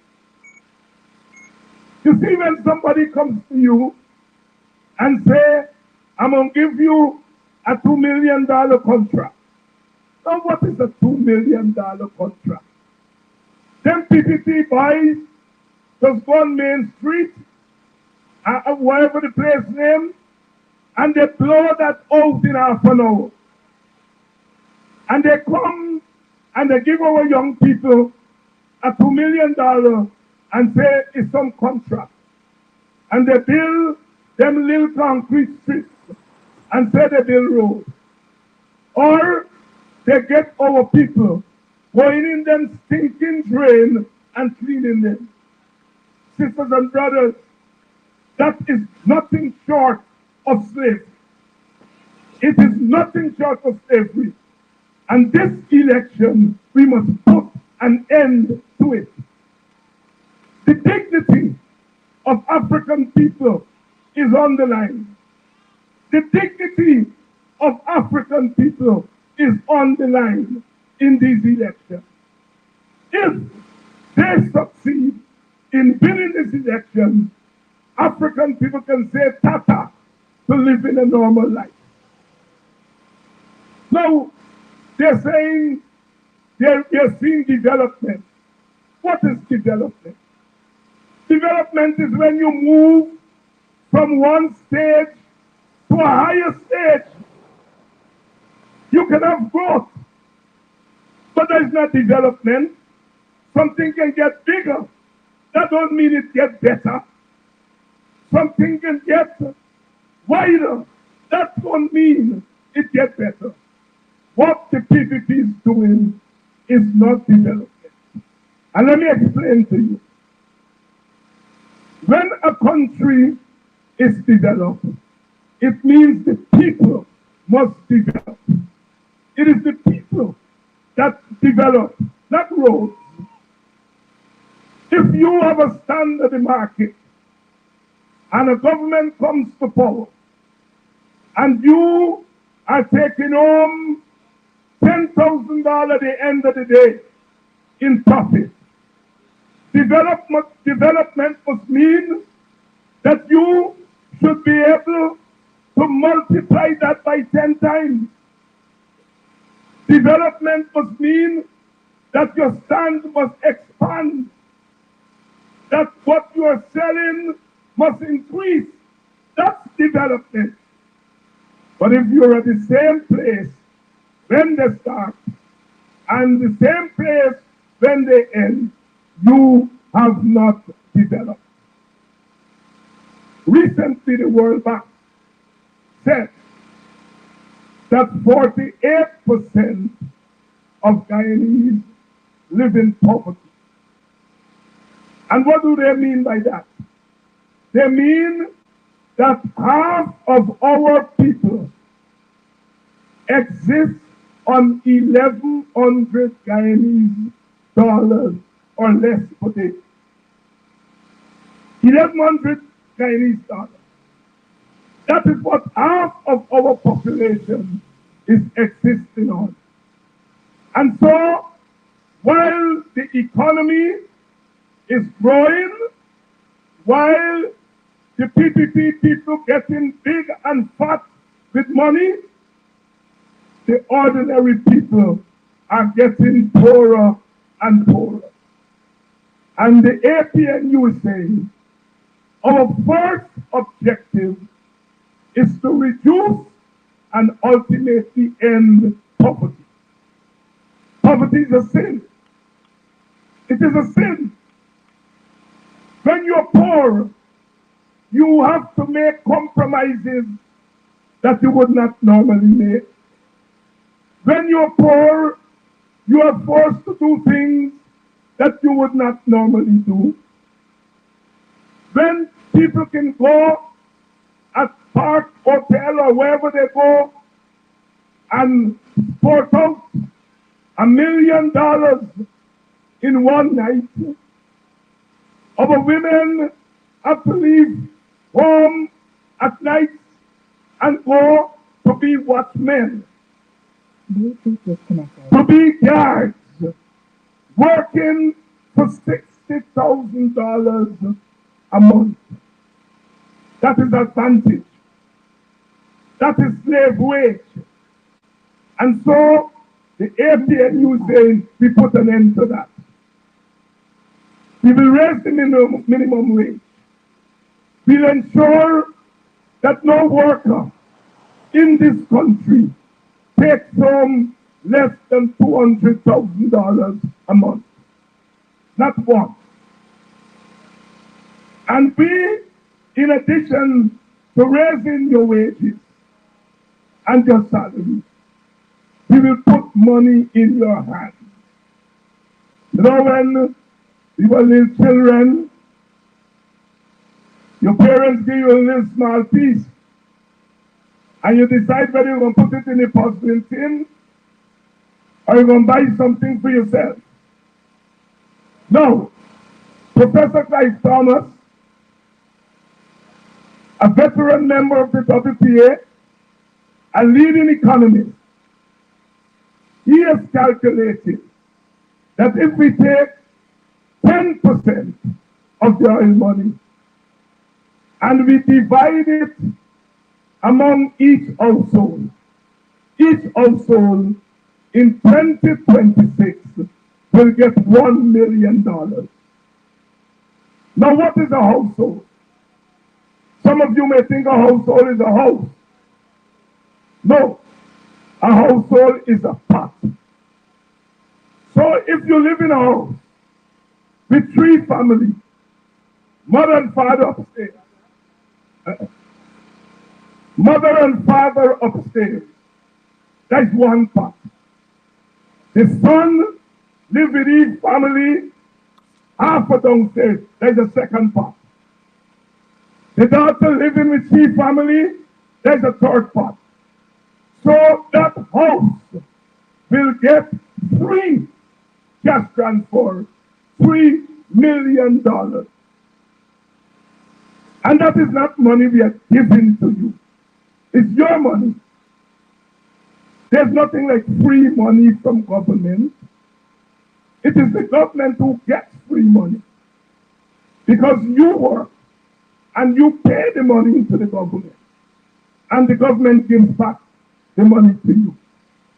So we will ensure that each family gets direct money to do what they want.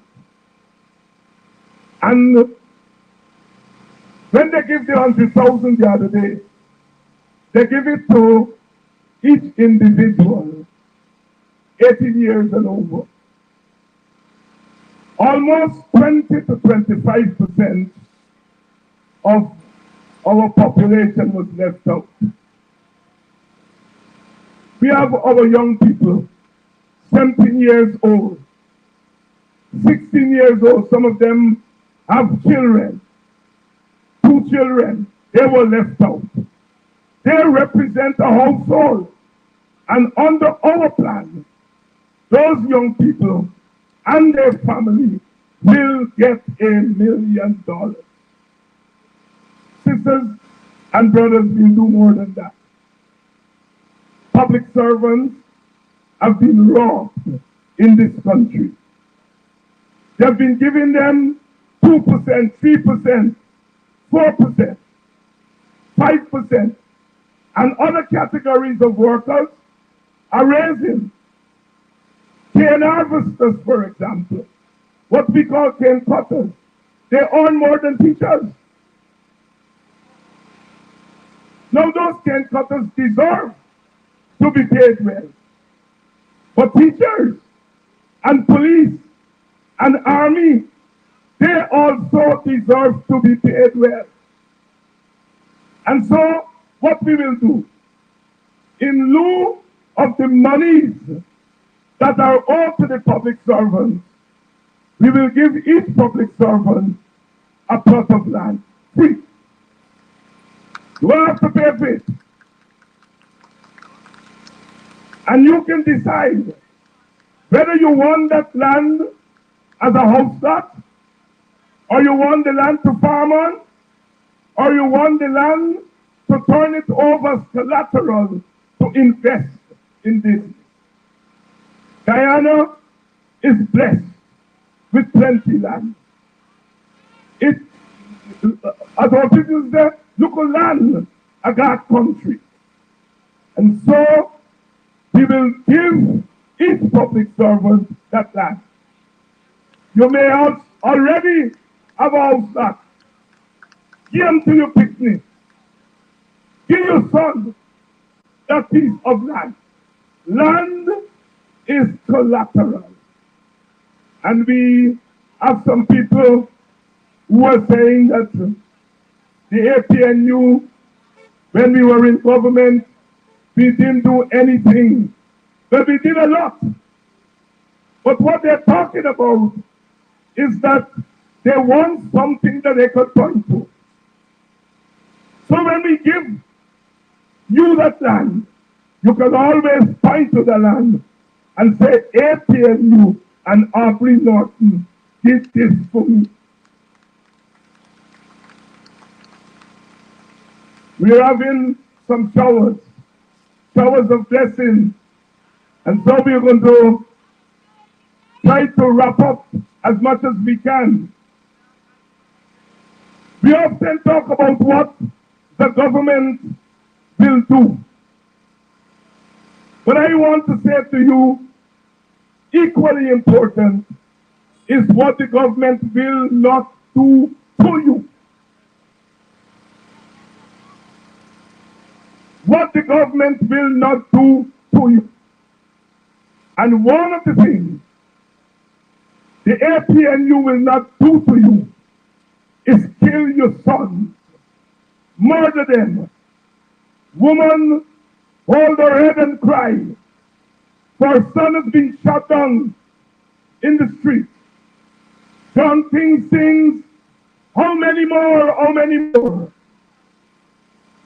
When the APNU takes power, not another beautiful black boy will be shot down on the streets. extrajudicially.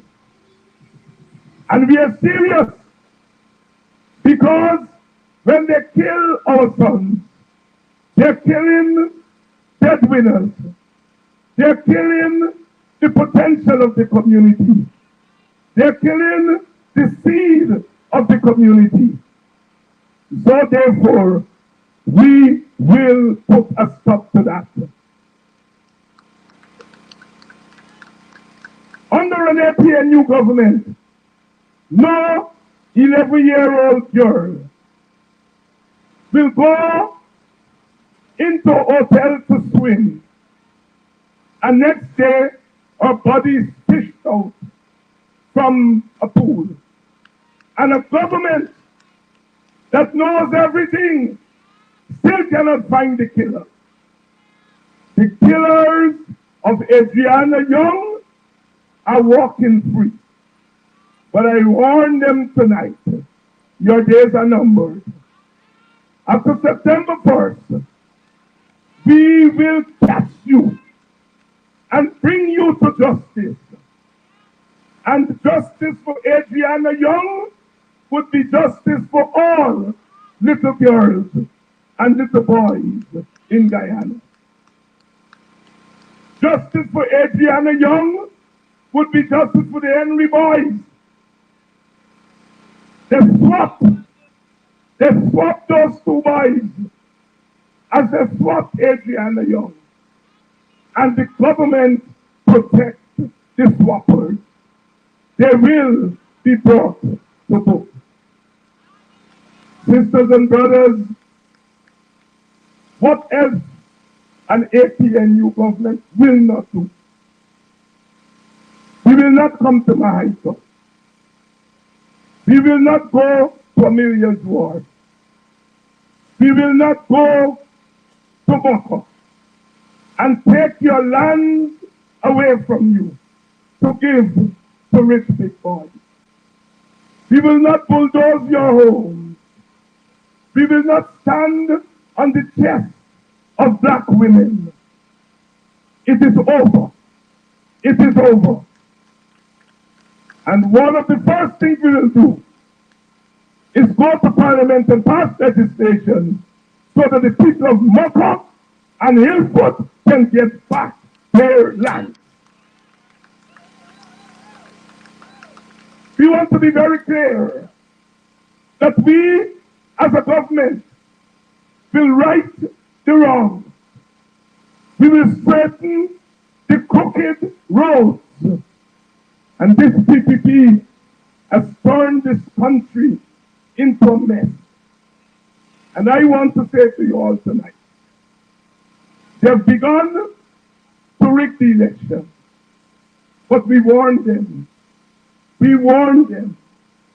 If they only rig these elections and the results, we are not going to take it. We will not tolerate rigged elections in 2025. You all have to be prepared. You all have to be prepared to vote. And when you finish voting, prepare to stand up there and defend your vote. Because your vote is your dignity. Your vote is your birthright. They can take away land. They can take away money. But never allow them to take away your dignity. Never allow them to do that. You want to make it clear that this is about you, the ordinary people. You who get up every day and go out and work your asses off for meager little money. It is about you who the politicians come every 5 years and take your vote. And then you don't see them for another 5 years. They introduced me as a warrior. And I want to promise you that I will not just be a warrior outside of government.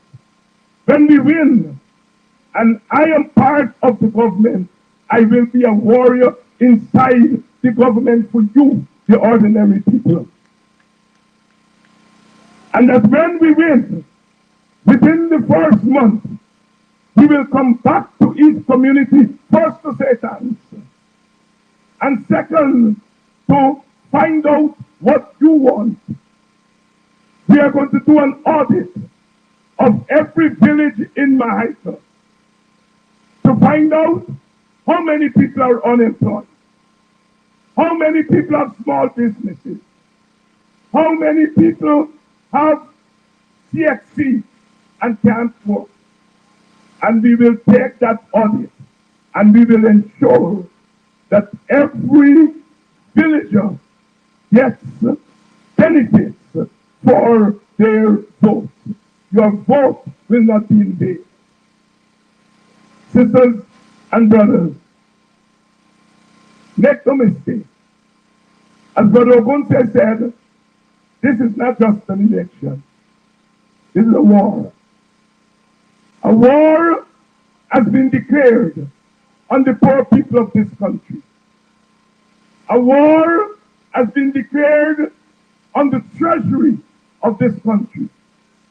A war has been declared on the government of this country. And we are telling the PPP that all the advantage is over. All the scared Africans are going to rise up and put away that scariness, put away that frightenness, put away that fear. Fear is ungodly. And we will stand up as we have done before. And we will defend ourselves. Enough is enough. IPAS must be over. Sisters and brothers, we come here tonight not just to chat with you. We come here tonight to give you marching orders. One of the first marching order: do not split your vote.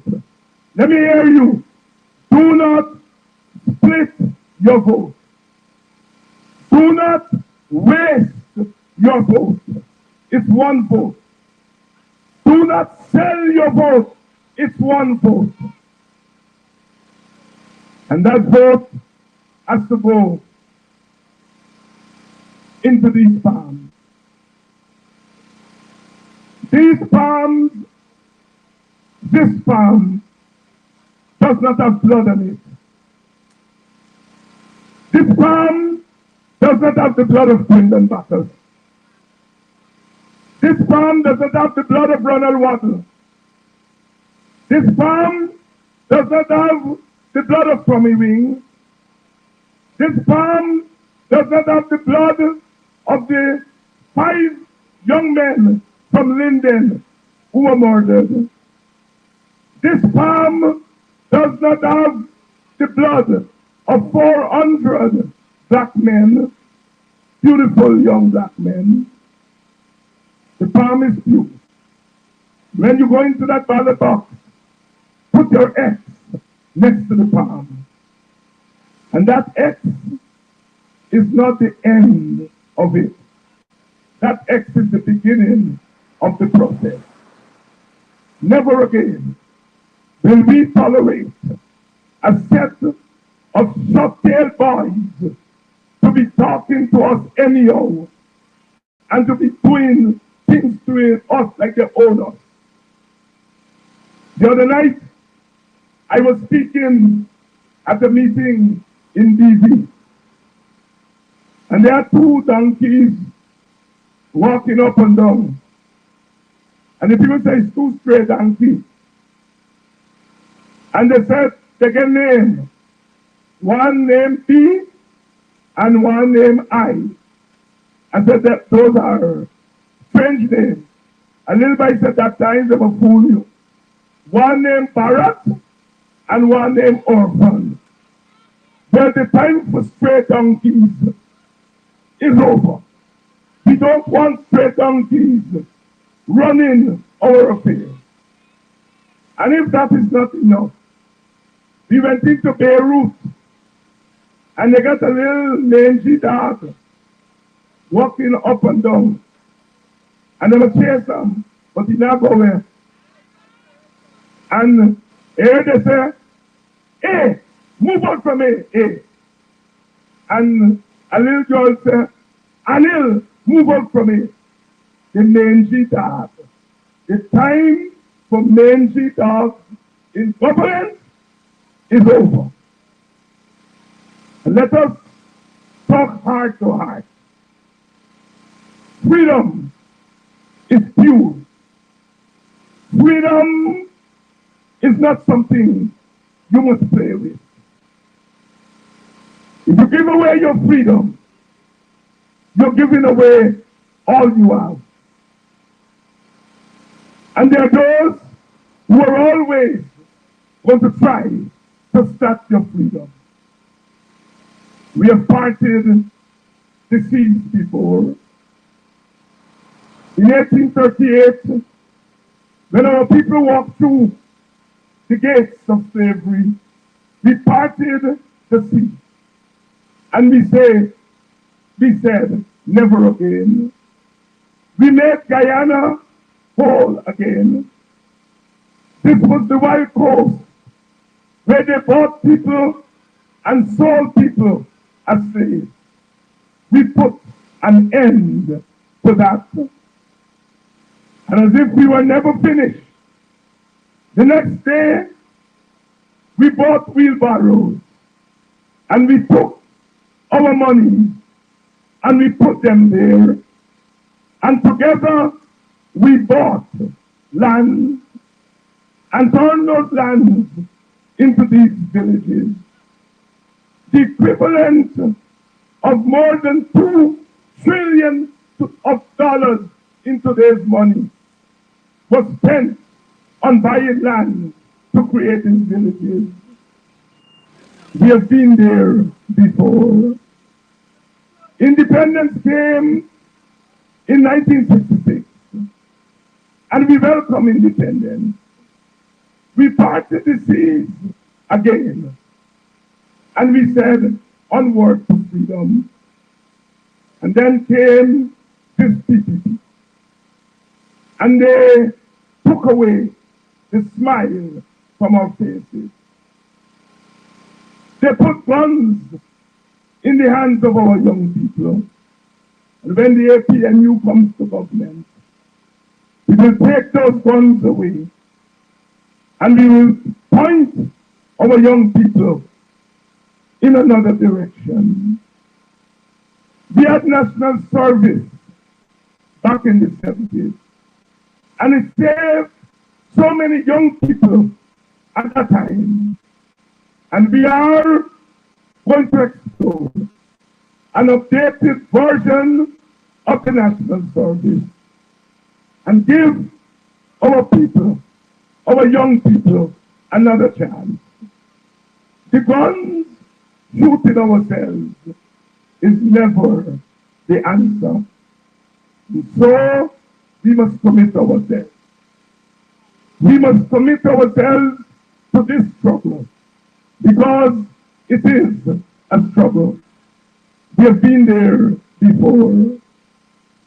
Our Rastafarian brothers and sisters, they taught us that beautiful song.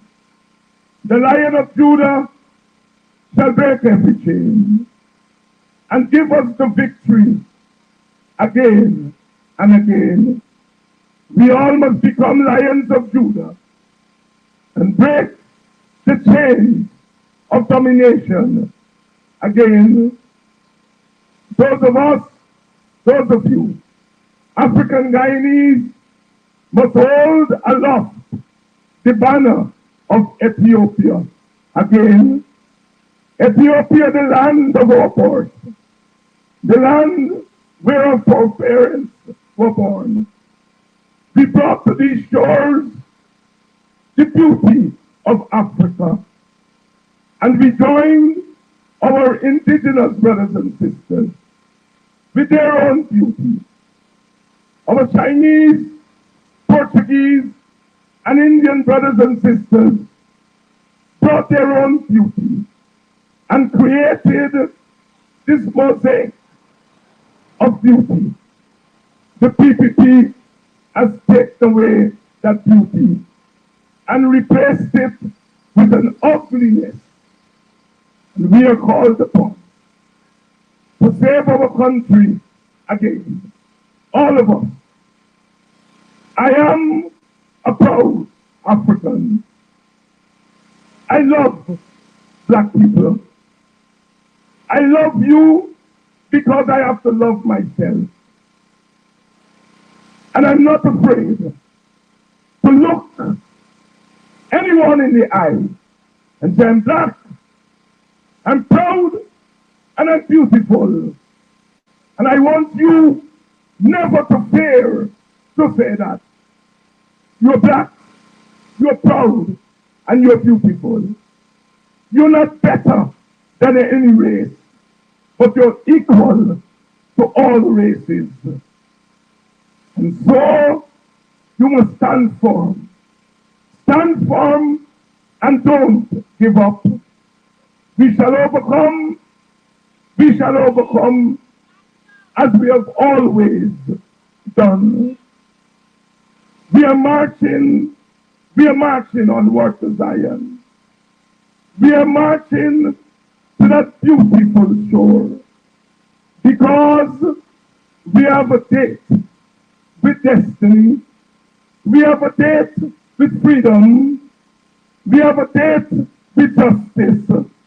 We have a date with the best in us.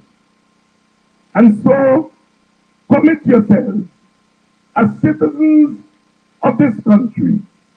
Commit yourselves as sons and daughters of the oppressed, knowing that they tried before to steal your heart and your soul, and you have always triumphed. And this modern day dictatorship will not stand in your way of freedom. From coffee and Accra and Atta to all the freedom fighters, they spill their blood so that we can stand here tonight. Let us not trifle with it. And I close by saying to you, in the Working People's Alliance, in David Hines, in the APNU, you have friends and comrades who will never turn their backs on you.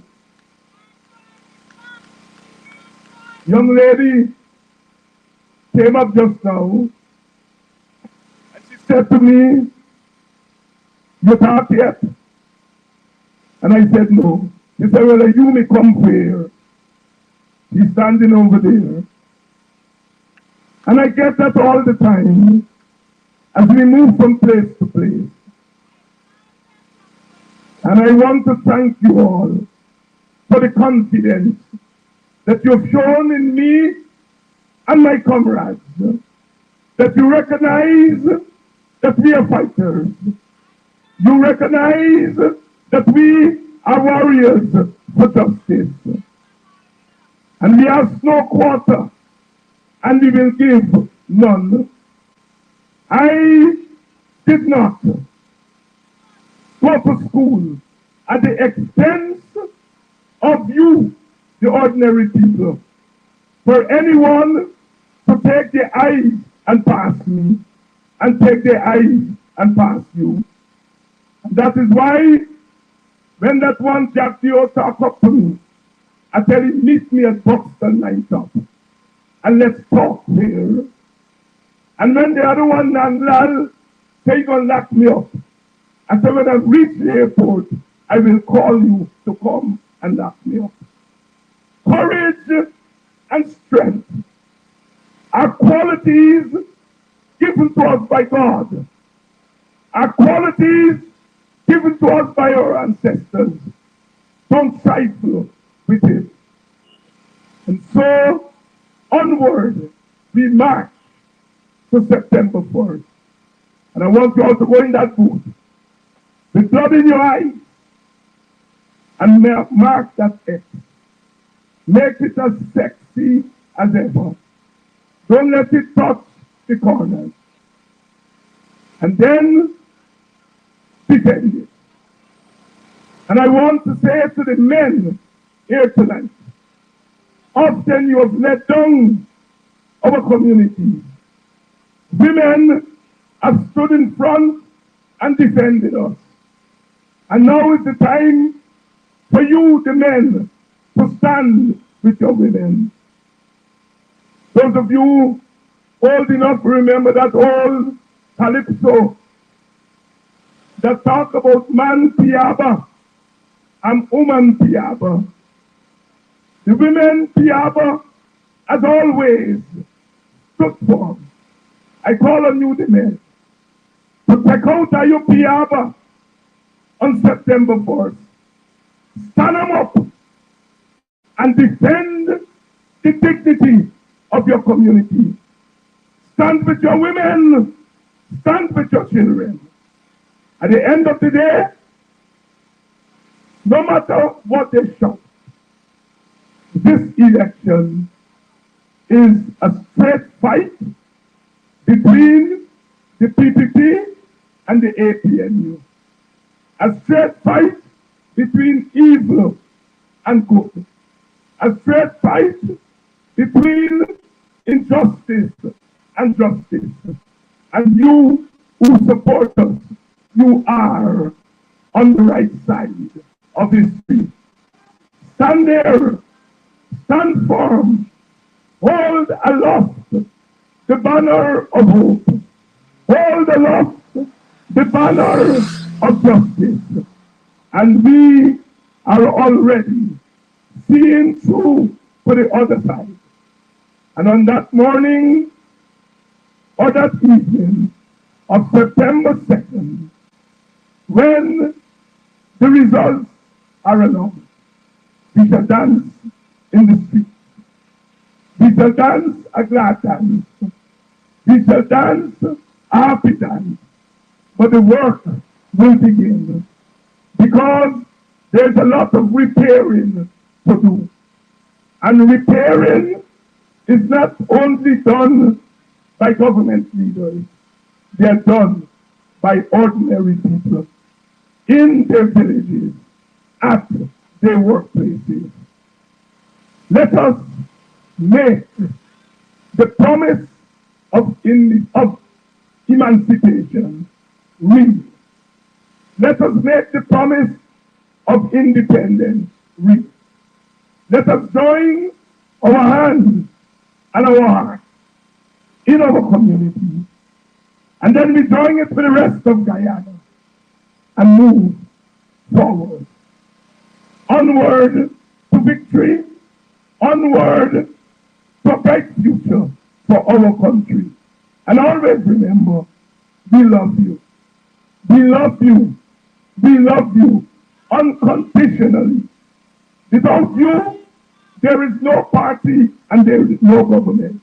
We love you. And we say, we shall meet on that beautiful morn on September 2nd. Thank you very much.